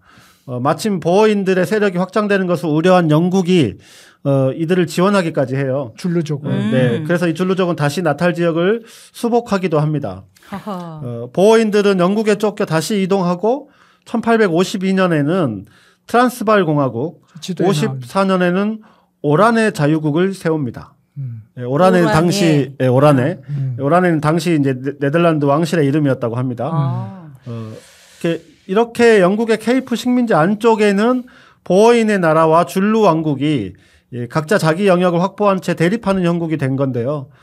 화면에 나오고 있는 분포 보이시죠? 네. 네. 트란스발, 오렌지, 나탈 다 보입니다. 네. 이렇게 이제 처음에 영국은 보어인의 나라와 줄루 왕국 모두를 인정하는 듯 했지만 나중에 이들이 영국에 위협을 가할 것을 걱정해서 이들을 무력으로 합병하는 시도를 하게 됩니다. 먼저 그래서 줄루 왕국과 영국은 처음에는 지원도 하기도 했지만 결국에는 전쟁을 벌입니다. 이 전쟁에서 영국이 고전을 면치 못하면서 한때 줄루는 세계 최강의 군대 영국을 패퇴시키기도 합니다. 오, 줄루 왕국에서. 네. 그래서 줄루족은 서방 사람들에게 전사 부족으로 알려져 있는 거죠. 네. 우리도 줄루는 약간 익숙하거든요. 네. 그렇지만 어쨌든 압도적인 현대 무기를 동원한 영국에게 줄루족이 계속 승리하는 것은 어려운 일이었겠죠. 네. 줄루 왕국의 땅 나탈 지역은 결국에는 영국 식민지가 되고 맙니다. 이어서 영국은 1880년 이번에는 이제 보어인들이 지배하고 있던 트란스발 공화국과 오란의 공화국으로 쳐들어갑니다. 이것이 보어 전쟁의 시작입니다. 네, 네. 전쟁이 그래서 이제 시작됐군요. 보호 전쟁 이런데요. 그 경과 잠깐 말씀드리면요. 1차 보호 전쟁은 지금 말씀하신 것처럼 1880년에 시작해서 1881년까지 벌어진 전쟁이었습니다. 네. 이 전쟁에서 보호인들이 이깁니다.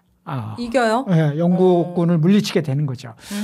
사실 영국이 줄루족을 물리칠 수 있었던 것은 무기의 차이가 컸거든요. 그렇죠. 흑인들이 갖고 있는 무기라는 그렇죠. 게. 예.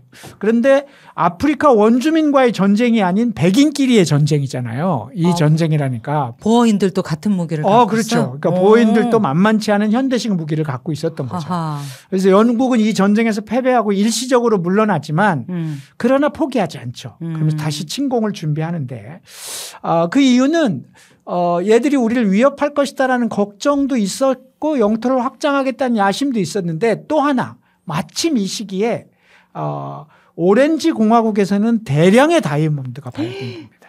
그리고 진짜 트란스발 아프리카는 공화국의 요하네스버그 인근에서는 대량의 금광이 또 발견됩니다. 그러니까 이렇게 되니까 이렇게 자원이 풍부한 이건 도저히 포기할 수가 더 없는 거죠. 세상에. 그렇게 해서 바로 또다시 침공을 하게 됩니다. 그때 케이프타운의 영국인들의 대장이 누구였냐? 총독이 누구였냐? 세실 로즈라는 사람이었어요. 네. 세실 로즈. 그는 영국의 세계 지배를 꿈꾸는 제국주의자이자 인종차별주의자였는데요. 세실 로즈에게 카이로에서 케이프타운까지라는 영국의 종단 정책을 위해서 오란의 자유국과 트란스발 공화국의 점령은 필연이었습니다. 네. 그래서 그는 우선 트란스발 공화국과 오란의 자유국을 압박하기 위해서 그 위에 있던 아까 설명한 잠비아와 짐바브웨 지역 일대를 먼저 치게 됩니다. 그래서 여기를 점령하게 돼요. 그러니까 위에서 공격할 수 있도록 아예 위에도 영국 땅으로 만들어버린 거죠. 밑에는 케이프타운 지역이고 그 중간에 트란스발과 오렌지 자유국이 끼어 있는 꼴이 된 거죠. 저 사진에 나오는 게 저게 저게 이제 세실 신문 로제? 만평인데요. 네. 원래 영국의 종단 정책이라는 게 뭐예요? 위에서 케이프타운에서 카이로까지잖아요. 저 발이 왼발이 케이프타운. 저 바닥이 지금 카이로. 아프리카 대륙이에요. 그렇구나. 그래서 왼발은 지금 카이로의 발을 딛고 있고 그렇구나. 오른발은 케이프타운의 발을 딛고 있는 거예요. 엄청난 저게 제국주의자의- 세실 로즈. 저희 신문의 만평입니다. 네. 저런 그림 잘 그렸네. 그런 구조 속에서 트란스발과 오란의 위쪽에 있던 잠비아와 짐바브웨 지역 일대를 점령을 한 거죠. 네. 그래서 이제 공격 준비를 갖춰요. 그리고 점령한 다음에 이 점령 지역에 자신의 이름을 붙입니다. 로즈라고 하는 이름 뒤에다가 네. 이하, 우리가 유토피아 할 때 뒤에 이하라고 그렇죠, 붙이면 그렇죠, 땅이 그렇죠. 되잖아요. 네네네. 로디지아, 로즈의 땅이 된 거죠. 그래서 로디지아가 된 겁니다. 나중에 이제 영국은 이 지역과 그 전에 이미 보호령으로 만들었던 니아 살란드 지역까지 합병해서 식민지로 만들고 여기를 영국령 중앙아프리카라고 부르게 되는데요. 세상에. 어쨌든 로디지아라는 이름은 여기서 등장하게 됩니다. 아이고 세상에. 로디지아라는 이름이 케이프타운 총독 로즈의 이름을 딴 것이었네요. 재수 없네요. 이름 뒤에다가 땅에 의미를 붙이는 이하를 붙였다니 참 남의 땅 가지고 자기 물건에 이름 붙이듯이 했다는 거잖아요. 제국주의자들 진짜 용서할 수가 없네 나를 들을수록. 네. 이렇게 준비 작업을 마친 영국은 세실 로즈의 지휘 아래에서 1889년 트란스발 공화국과 오란의 자유국에 대해 다시 공격에 나섭니다.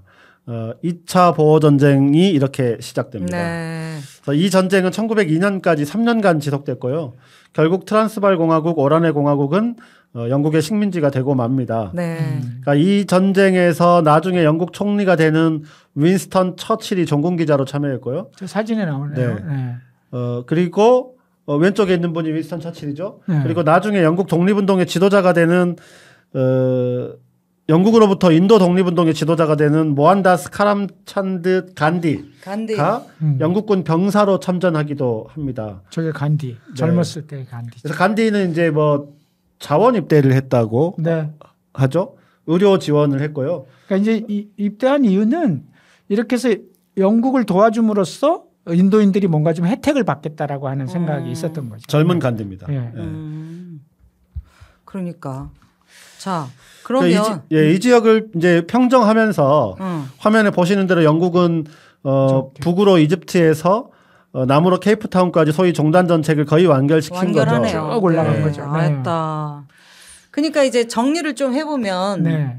남아프리카는 당초에는 코이코이족, 줄루족, 뭐 산족, 네. 예.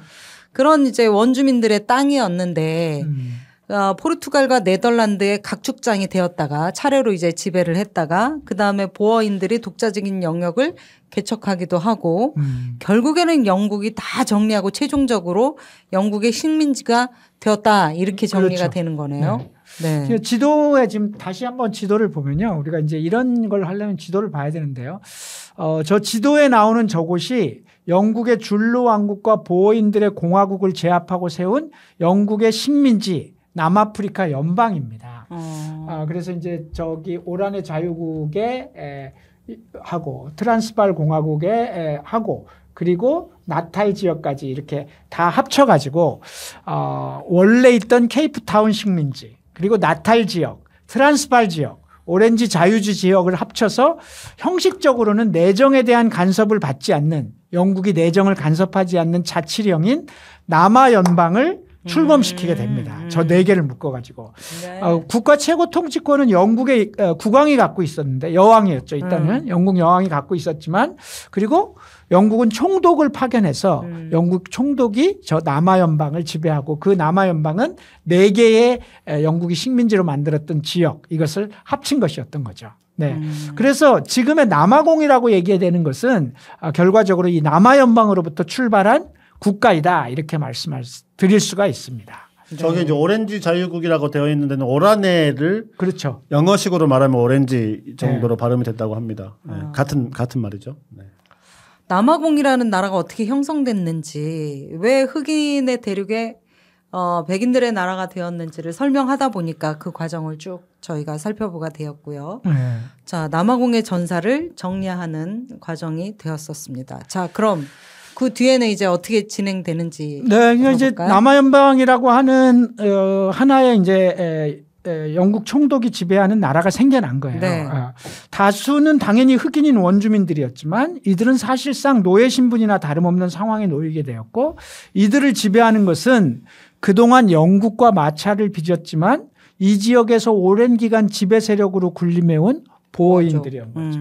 그래서 영국은 보어인들이 종래처럼 원주민을 사실상 노예로 하는 사회 제도를 원했어요. 노예제는 폐지됐잖아. 근데 네. 보어인들은 노예제를 해야 된다 이렇게 계속 주장하니까 못 이기는 척 손쉬운 통치를 위해서 보어인들을 지배 세력으로 삼아서 보어인들의 노예 사용을 방치하면서 식민지 경영을 보어인들 중심에 놓고 하기 시작한 거예요. 네. 원래 제국주의 시대의 열강들은 식민지의 복잡한 인종 구성을 통치의 방편으로 이용해서 특정한 민족을 앞잡이로 세우고 그렇게 해서 대우하고 그러면서 다른 민족을 억압하는 방식으로 인종 분리 정책을 썼잖아요. 네. 이게 제국주의 통치 방식인데 네. 남아연방도 예외가 아니었던 네. 거죠.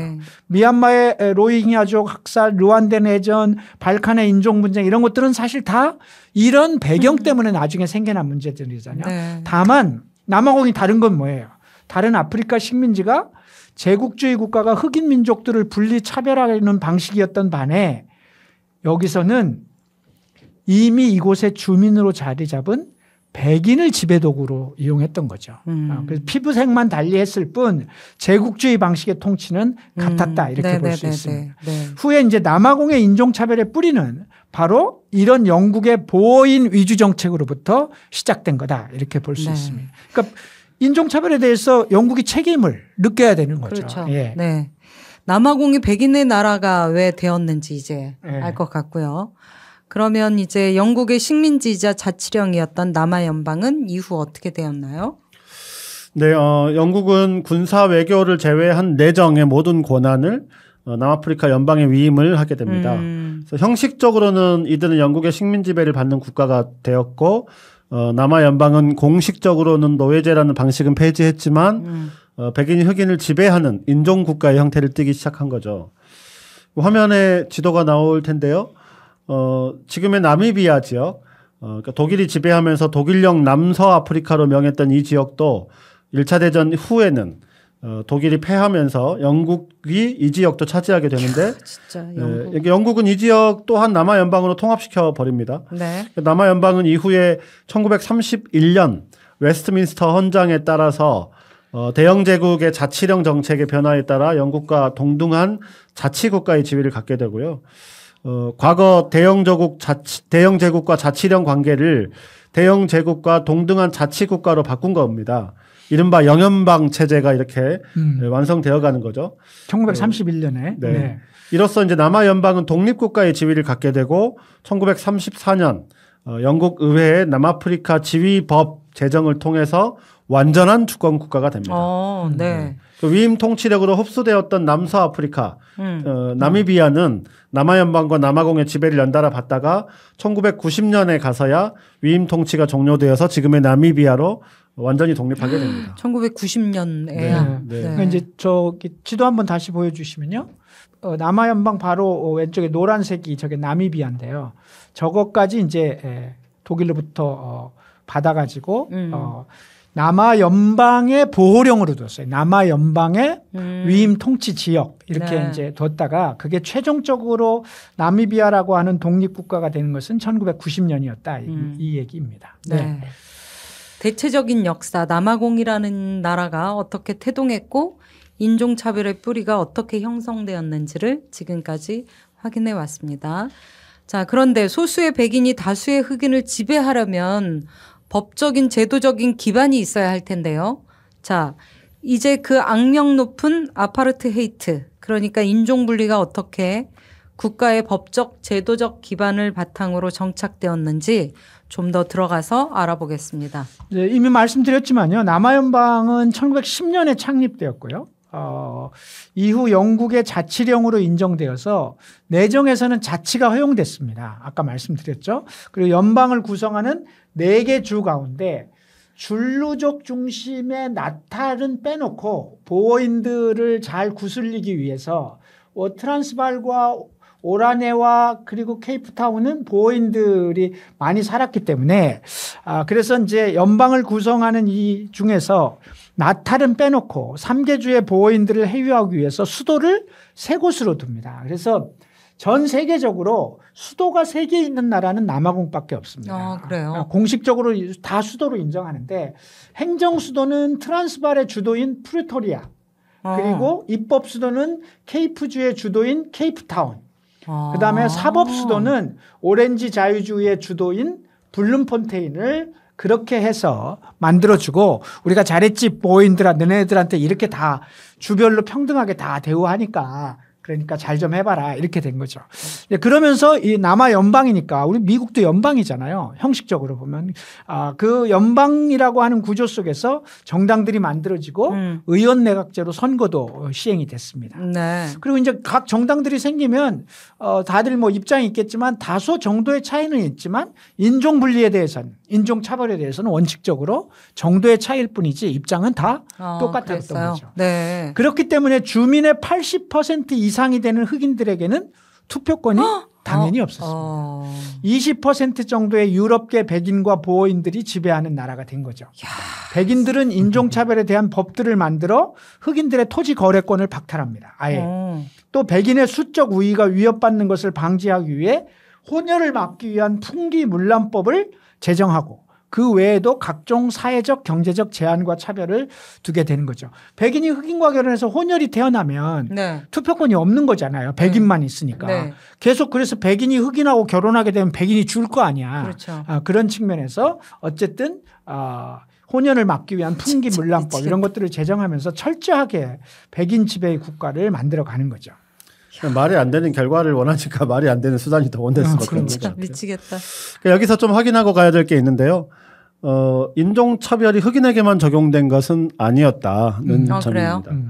남아 연방에 거주하는 아시아계 노동자들이 꽤 있었어요. 네. 이민자들도 많은 차별에 시달려야 했습니다. 특히 이 남아 연방에는 인도인이 많았는데요. 인도가 영국의 식민지였기 때문에 일자리를 찾아서 남아 연방으로 오는 인도인들이 많았기 때문입니다. 바로 이 인도인 차별에 대한 저항 운동을 시작으로 나중에 인도 독립운동의 상징이 되는 모한다스 카람찬드 간디가 남아 연방에서 인도인 차별에 대한 저항 운동을 시작한 것이 바로 젊은 간디였다. 아까 보호 전쟁에 참전까지 했다고 말씀드렸잖아요. 네. 간디는 1893년 영국의 식민지가 되었던 나탈 지역에서 변호사 활동을 하면서 현지에서의 인도인 차별에 대한 문제를 접하고 이 문제의 개선을 위해서 노력하던 와중에 1899년에 터진 보어 전쟁 여기에 참전을 하게 된 건데요. 영국군으로 입대해서 전쟁에 참전하고 바로 이런 일들을 통해서 영국이 남아프리카에서 소수 민족들에 대한 차별을 시정해 줄 것을 기대했지만 이후에 남아 연방이 성립되고 그 주도권을 다시 보어인들이 갖게 되는 장면을 경험을 하면서 인종차별이 더 심해지는 것을 보면서 남아 연방 정부에 맞서는 투쟁을 인도로 돌아가서 1914년까지 적극적으로 전개하게 되는 거죠. 처음에 어쨌든 전쟁에 참전했던 것은 우리 같은 인도 사람이 영국의 정책에 적극 협력하면 영국도 그만큼의 자유를 우리에게 인정할 것이다라고 시작했는데 그게 아닌 거죠. 네, 당연히 노선을 수정할 수밖에 없게 된 겁니다. 네. 그리고 이제 그 수정된 노선의 운동을 통해서 간디의 인도 독립운동의 지도자라는 간디라는 사람이 만들어지게 되는 겁니다. 네. 네. 그래서 이제 이때 그 유명한 간디의 비폭력 저항운동을 이제 여기서 그런 방식으로 실험하고 그걸 인도에 가서 적극적으로 하게 되죠. 이걸 이제 흔히 사티아그라하라고 하는데요. 진리를 움켜쥐다 혹은 뭐 진리의 힘 뭐 이런 식으로 번역을 하던데요. 사티아그라하라는 철학이 여기서 정립됩니다. 그리고 이제 그 운동을 인도 본토로 가서 계속 하게 되는 거죠. 어쨌든 보어인들은 이런 인종에 대한 차별과 분리를 아파르트헤이트라고 불렀습니다. 그러니까 아파르트헤이트라는 말은 후에 총리가 되는 얀 스미츠라고 하는 사람이 처음 사용하는데요. 이 용어는 아프리카서 보어 말로 말하면 보어인들의 언어로 분리, 격리를 뜻하는 말입니다. 인종 간의 실질적인 신분제도를 만들어냈다. 이렇게 이제 볼 수 있는 정책이었습니다. 즉 보어인들은 백인과 흑인을 격리 분리하는 것과 차별하는 것은 별개의 문제다. 아파르트헤이트는 분리하자는 거다라고 한 거죠. 근데 사실 본질은 차별이죠, 이게. 네. 분리하는 것과 차별은 다른 문제다. 이렇게. 그 표현 어디선가 들어본 것 같은데요. 우리 옛날에 미국의 대법원이 플래시 때 퍼거슨 판결 뭐 이런 판결 그렇죠. 내릴 그렇죠. 때 예. 네. 딱 그 문장이었죠. 네. 1892년 기차 1등간에서 쫓겨난 플래시가 소송을 제기한 사건. 네. 플래시 때 퍼거슨 사건이죠. 이게 1896년 대법원 최종 판결에서 나온 분리되었지만 평등하다. 분리가 차별은 아니다. Separate but equal. 분리되었지만 평등하다. 라고 하는 뜻으로 썼던 것과 같은 거죠. 즉 백인 칸 흑인 칸으로 분리되었지만 마찬가지로 기차 타고 가는 건 마찬가지 아니냐. 네. 평등하다라고 하는 관점에서 이런 판결을 내렸죠. 이때 퍼거슨이라는 건 1심 판사의 이름을 딴 것이었고요. 네. 프레시는 소송을 제기한 사람이에요. 그래서 원고와 판사의 대결이었군요. 프레시 때 퍼거슨 사건 보통 그렇게 얘기를 하죠. 네. 네, 잘 알고 계시군요. 네. 네. 자, 그러니까 남아공의 아파르테이트는 이미 남아 연방 시절부터 그렇죠. 이제 시작된 것이다. 이렇게 볼 수 있네요. 네, 이제 그렇기는 합니다만 남아 연방 시절에는 그렇게 강력하고 폭력적이지는 않았습니다. 그런데 이제 2차 대전이 끝나고 아파르테이트가 보다 강력하게 시행되기 시작하는데요. 이것은 2차 대전이 가져온 사회 변화에 대한 위협 때문에 이렇게 더 강력해지는 건데요. 남아 연방은 2차 대전을 거칩니다. 전쟁 특수로 경제가 성장합니다. 이런 경우 많이 봤잖아요. 백인들의 경제적 부가 당연히 증가합니다. 정치적으로는 영국군과 함께 전쟁을 치렀다는 명분이 생겼기 때문에 영국에 대해서 보다 대등한 정치적 입지를 확보할 수 있게 됩니다. 네. 한편 흑인들은 전쟁 중에 백인들이 없어졌어요. 전쟁하러 갔기 때문에. 그 백인들이 비어있는 남아공 산업에 흑인들이 본격적으로 진출하기 시작했고 경제활동에 대한 기여도가 높아지면서 그동안의 차별에 대한 자각과 권리 향상을 위한 요구가 높아지기 네. 시작한 것은 너무 당연하겠죠. 네. 네. 또 백인들은 흑인들의 권리의식으로 기존의 질서가 위협받기 시작하기 때문에 아파르트헤이트를 보다 강화할 필요성을 느끼게 된 겁니다. 남아 연방의 정당은 노동당과 국민당으로 양분하는 이런 양당제 체제였는데요. 백인들은 강경한 인종차별 정책을 갖고 있던 국민당으로 쏠리기 시작합니다. 그래서 1848년 남아연방 선거에서 1948년 남아연방 선거에서 국민당이 제1당이 되고 이후 아파르트헤이트는 그 전보다 훨씬 더 강력해진 거죠. 그러니까 국민당 정권의 아파르트헤이트에 대한 기본 정책은 분리와 차별의 병행이었습니다. 즉 흑인과 백인이 하나의 국민으로 묶여있는 한 소수 백인에 의한 지속적인 흑인 분리 및 통제에는 비용이 많이 든다. 이건 지속하기 어렵다 이렇게 판단하고요. 그래서 백인 국가와 흑인 국가로 아예 분할하자. 이렇게 분할하고 불가피하게 흑백이 병존하는 경우에는 인종에 대한 차별도 시행해야 된다라고 하는 것이 기본 일종의 강령이었던 거죠. 네. 그러니까 흔히 전자, 그러니까 완전한 분리, 백인 국가, 흑인 국가 이렇게 완전한 분리를 대아파르트헤이트. 그다음에 후자. 차별, 제도적 차별, 나라를 따로 하지는 않지만 적절하게 차별하자라고 하는 것을 소아파르트헤이트라고 불렀습니다. 아, 그랬군요. 참네.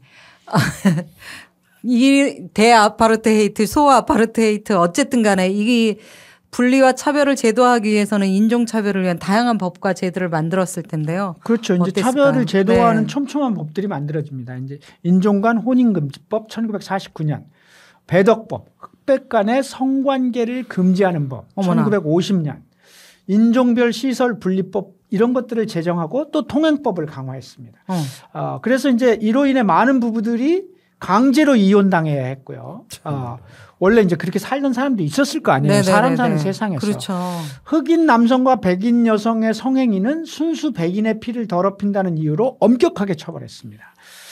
그래서 이제 1953년 총선에서 재집권한 국민당 정부는 흑인에 대한 분리뿐만 아니라 아시아계를 비롯한 모든 유색인들의 선거권도 사실상 박탈하는 법을 제정하게 됩니다. 또 아파르트헤이트에 대해서 그나마 좀 유연한 입장을 갖고 있는 정당이 있다면 백인 정당이라 하더라도 그러면 그런 정당은 아예 의석 획득이 어렵도록 선거구를 조정해 버립니다. 그래서 그런 법들을 만들어서 인종차별에 반대하는 정당의 활동은 사실상 어렵게 만들어 버리는 거죠. 그래서 이제 아파르트헤이트에 대한 정치적 견제도 불가능한 거예요. 그나마 이런 문제에 대해 조금이라도 인식이 네. 있는 정당은 오히려 발붙이기가 어려운 조건을 네. 만들어 버린 거죠. 저는 아까 저기 흑인 남성과 백인 여성의 성행위가 순수한 피를 더럽힌다는 처벌했다고 하잖아요. 그러면 백인 남성과 흑인 여성의 성행위는 용인되었었나 보죠? 아니요. 용인이 됐다라기보다도 훨씬 더 엄격하게 처벌했다라고 하는 뜻이에요. 그러니까 이것도 한 남성 우월적 그렇죠. 네, 관점에서 이렇게 시행이 어쨌든 되고. 흑백 간의 성관계를 부정하지만 그중에서도 흑인 남성이 백인 여성과 성관계하는 거는 훨씬 더 그런 더럽게 뜻입니다. 네. 봤다 이런 얘기죠. 하여튼 기분이 몹시 나쁘네요. 자, 아니 근데 이 정도면 국제사회가 용납할 수 없었을 것 같아요. 왜냐하면 미국도 1950년대 흑백 차별 그 갈등이 엄청 심했잖아요. 그렇지만 거기에 저항하는 민권운동이 일어났고 그렇죠. 또 그거를 이제 그 운동을 함께하는 정치인들도 되게 많이 이제 나서고 있는 상황이었던 것을 감안하면 남아공의 인종차별은 그 정도가 너무 세계적으로도 최악이었던 그렇죠. 거 아니냐 싶거든요. 뭐 이 정도면 거의 뭐 최악이라고 할 수 있죠. 네네네. 그러니까 미국에도 당연히 차별이 있었기 때문에 저항이 있었는데 미국의 차별이 법적인 차별이라기보다는 제도적이고 관습적인 차별이었다고 볼 수 있어요. 미국의 법적인 차별은 점차 폐지되었지만 그렇죠. 그 뒤에도 법은 해결되었지만 제도 관습이 남아 있었기 때문에 네네. 문제가 됐다면 네. 물론 이제 미국에도 KKK 뭐 이런 과도한 폭력이 빈발하고 있었지만 여하튼 법적으로는 그랬다는 반면에 국제사회에서 법으로 아예 인종차별을 시행하는 남아공의 아파르트헤이트는 뭐 결코 용납할 수 없는 일이었겠죠. 그렇죠. 당연히 국제사회의 비난이 쏟아졌고요. 남아연방 아파르트헤이트가 흑인과 백인 간의 좋은 이웃 관계를 형성하는 정책이다 이렇게 변명을 했어요. 그러니까 이는 명백히 흑인에 대한 최소한의 인권도 인정하지 않는 정책이었음에도 불구하고 그렇게 변명을 하는 변명을 거죠. 한 거고요. 특히 남아연방은 이런 정책을 종교적 교리를 끌어들여서 옹호하기도 했습니다. 네. 앞에서도 언급했지만 네네네. 보호인들은 네덜란드의 신교도가 뿌리라고 말씀드렸잖아요. 네. 이 사람들이 성경을 자의적으로 편취해서 인종차별을 옹호하고 이것을 신의 뜻이라고까지 주장을 했는데요. 진짜.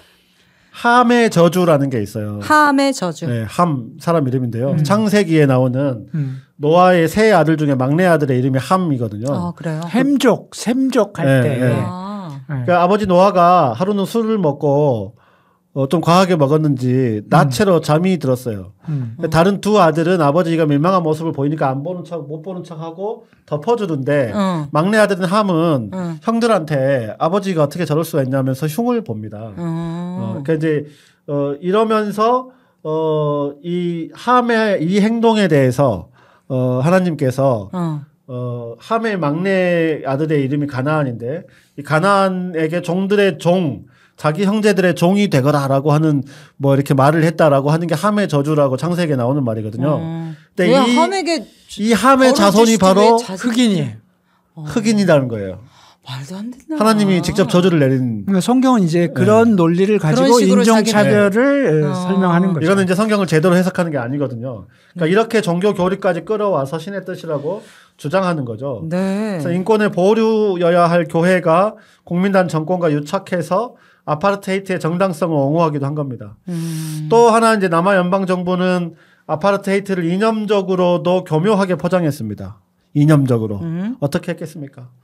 반공을 내세우면서 아파르테이트를 거부하는 것은 이념적으로 사회주의를 지지하는 것과 똑같다. 공산당이다 막 이렇게. 빨갱이다. 빨갱이다. 네, 이렇게 한 겁니다. 참, 종교와 빨갱이. 이거는 세계 공통인가 봐요, 이게. 아, 진짜. 어디나 반공을 중심으로 한 이데올로기를 공고히 하면서 인권을 억압한다든가 소수자를 탄압하는 이게 정치 권력의 수법인 것 그런 같아요. 거죠. 종북과 사회적 소수자의 인권 이런 걸 한 카테고리로 묶어버리잖아요. 그러니까 우리도 저기 있잖아요. 종북 게이. 그러니까 뭐 이런. 네. 종북과 게이가 아무 상관없는데 너 종북이지? 그럼 너 게이야. 너 게이인 걸 보니까 종북이구나. 이렇게 되는 거죠. 진짜 윤석열 정권 우리 그러니까. 지나면서 근데 사회가 이게 너무 꼭 이상해진 윤석열뿐만이 아니라 이게 이제 소위 이 세계적인 맥락이에요. 어떤 의미에서 보면. 어떤 혐오할 대상들을 가지고 이념적으로 같이 네. 포장을 해버리는 네, 거죠. 그렇게 되는군요. 그러니까 이제 남아연방의 국제사회 고립이 심화되고 있었지만 남아연방의 아파르테이트는 그럼에도 불구하고 한 발 더 나갑니다. 네. 그 중심에 남아공의 아파르테이트를 완벽하게 구축했다는 평가를 받는 핸드릭 프랜스 페르브루트 총리가 있습니다. 페르브루트는 1934년이면 나치가 막 집권하고 소위 히틀러 체제가 이제 막 영광을 시작하는 시기인데요. 나치 독일의 초청으로 독일에 유학을 한 30명의 남아공 학생 중에 하나였습니다. 그래서 페르브루트는 독일에서 나치 독일이 유대인 차별을 집대성하는 뉘른베르크법이 통과되는 것을 현장에서 본 사람입니다. 위대한 민족 선택받은 인종이라는 컨셉으로 진행되는 나치당의 전당대회 우리 봤잖아요. 네, 나치 네. 할 때 그 웅장하고 멋있는 모습. 집회 그런 걸 보면서 전율을 느끼면서 경험했던 사람입니다. 세상에 어떻게? 당시 독일에서 공부하면서 독일의 인정 정책에 강력한 영감을 받았고 백인은 흑인에 비해 우월한 인종이라는 신념으로 무장한 채 이후 남아공에서 철저하게 히틀러의 정책을 모방합니다. 어머나. 그래서 페르브루트는 1958년부터 1966년까지 8년간 총리를 하게 되는데요. 이 집권 기간 동안 인종차별의 기반을 분명하게 확대하는 그런 정책들을 하게 됩니다. 그래서 이제 보호인들의 청년들의 선거 연령은 21세에서 18세로 낮춥니다. 그러면 이제 어쨌든 더 강화되는 네네네. 거죠. 또 같은 이유로 그동안 남아연방의 자치령 이게 이제 독일에서부터 받은 건데 독일에서부터 받아서 남아연방의 자치령으로 뒀던 소위 남서아프리카 나미비아. 지금의 나미비아죠. 네. 이것을 아예 합병해버립니다. 이제 자치령이 아니라 합병하고 여기 백인들에게 참정권을 줍니다. 그럼 당연히 어떻게 돼요? 백인의 늘어나겠지. 통치 기반이 또 네, 확장되는 거죠. 네. 그런 거였고 이런 조치들을 취하는데 그중에서도 가장 대표적으로 페르브루트 정권하에서 일어난 가장 큰 변화는 영연방 탈퇴였습니다. 영국의 연방으로부터 탈퇴를 하는 거죠. 독자적으로 이제. 네네.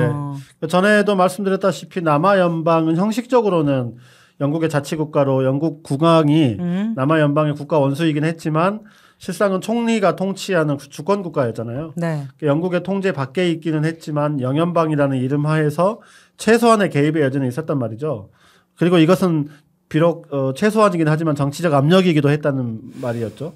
영국이 줄기차게 남아 연방의 아파르테이트를 비판하는 데 불만을 갖고 있던 국민당 정부가 영연방에서 독립할 방안을 모색하고 있었고요.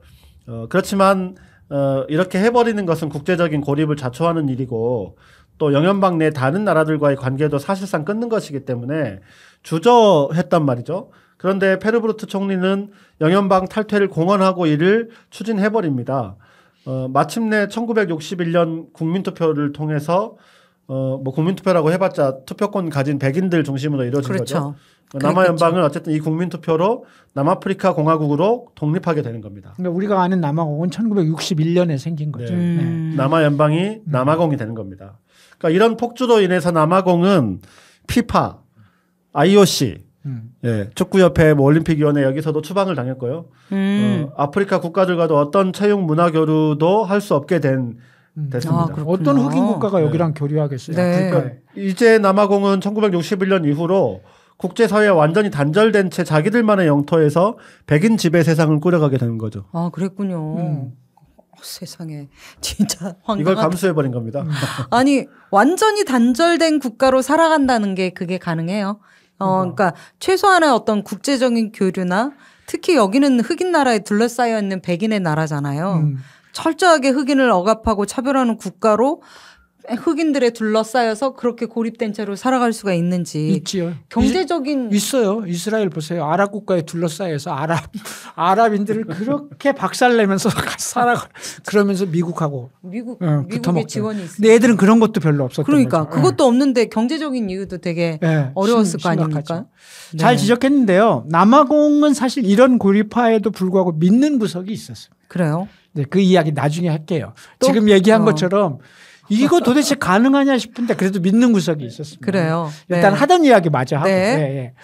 페르브루트 정권은 또 대학교육 확장법을 제정해서 대학을 백인, 흑인, 인도인 대학으로 분리하고 교육에서 또 차별을 시행하게. 그래서 아예 신분별 진짜. 교육기관 체계가 따로 있는 거죠. 야.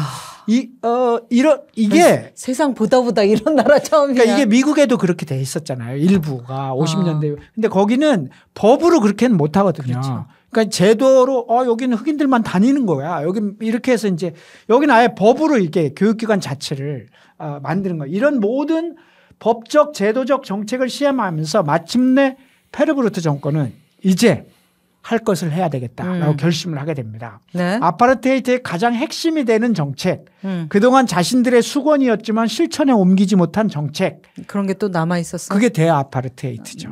네. 국가를 분리해버리겠다. 위에서 대아파르테이트 한번 말씀드렸잖아요. 네. 백인과 흑인의 완벽한 분리. 네. 국민당 정부가 늘 주장하던 너무나 다른 흑인과 백인이 이웃으로서 사이좋게 지낼 수 있는 유일한 대안은 흑인과 백인의 정치적 분리, 지리적 분리, 말하자면 흑인 나라, 백인 나라. 이거밖에 없다. 이렇게 하자. 그래서 페르브루트 정권은 1959년 6월 16일 반투 자치 촉진법을 공포합니다. 흑인들에게 땅을 주고 거기에다가 일종의 자치정부인 홈랜드를 만들어 줄 테니 거기서 살아라. 그리고 그걸 너네 나라로 생각하고 살자. 우리 나라 완전히 따로 살자. 이렇게. 진짜. 이제 아예 흑인들에게 영토를 떼어주고 자치권을 주고 흑인의 나라에서 살아라. 우리는 백인의 나라에서 살겠다. 그런 거죠. 이런 거는. 뭐 꼭 나쁜 것만도 아니고. 얼핏 보면 그럴 수 있죠. 그 내에서는 또 지들끼리 평등하게 또 살아갈 수도 있으니까요. 네. 흑인들끼리 나라 만들면 인종차별도 없잖아요. 그러니까. 좋은 거 아닌가? 흑인을 완전히 분리하는 정책. 반투 자치 촉진법. 말도 어려워. 반투 자치 촉진법. 자, 남아공의 인종차별의 핵심이라 할 반투 자치 촉진법 얘기는 해야 되지만 오늘은 시간이 다 되어서 여기까지. 벌써 9시 46분. 막판에 너무 헷갈리는 얘기가 나와버렸어요. 네. 자, 저는 좀 흥미진진합니다. 네. 도대체 이 아파르테이트의 결론이 어디까지 갈 것인가. 네, 꼭 지켜봐 주시고요. 자, 오늘은 여기까지 하는데요. 다음 방송에 대해서 저희가 양해를 좀 구해야겠습니다. 당초 예정대로면 저희가 이제 2주 드니까요. 8월 20일에 4부를 해야 합니다만 휴가철이기도 하고요. 그죠? 휴가철은 지금이 휴가철인데. 네. 진행자들도 좀 더워가지고 잠깐의 휴식을 좀 하기 위해서 딱 한 주간만 수년해서 8월 27일에 제 4부를 열도록 하겠습니다. 양해를 좀 해주셨으면 좋겠고요. 자, 다음 시간에 더 악랄하게 진행되는 인종차별, 그리고 넬슨 만델라를 중심으로 전개되는 저항운동, 또 하나의 인종차별 국가인 로디지아 이야기를 해보도록 하겠습니다. 네. 자, 오늘도 흥미진진하셨죠? 네. 이야기를 이끌어주신 두 분 모두 수고하셨습니다. 고맙습니다. 고맙습니다. 안녕히 계십시오. 네. 자, 안녕히 계시고요. 에필로그 하겠습니다.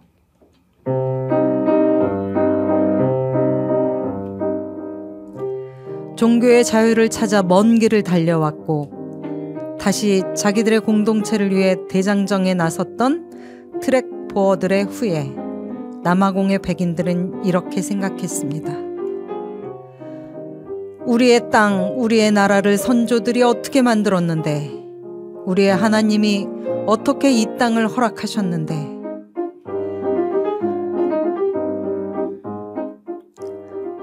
남아공의 아파르테이트는 이런 오도된 민족의식과 종교적 교조주의가 타 인종에 대한 배타성으로 나타난 것이었습니다. 그리고 오늘 아랍 세계 한 복판에 이스라엘을 세운 유대인들도 똑같은 생각으로 인종차별과 학살을 벌이고 있습니다. 우리 선조들이 어떻게 광야 40년을 지내고 이 젖과 꿀이 흐르는 가나안 땅에 나라를 세웠는데, 어떻게 2000년의 디아스포라를 견디고 하나님이 허락한 이 땅에 새 예루살렘을 세웠는데 라고 말이죠. 폭격으로 무너진 가자지구를 생각합니다. 학살의 잔인함이 건조한 숫자가 되어버린 6만 명의 생명을 생각합니다. 기아로 목숨을 잃고 있는 가자의 아이들을 생각합니다. 팔레스타인의 평화가 오기를 간절히 소망합니다. 안녕히 계세요.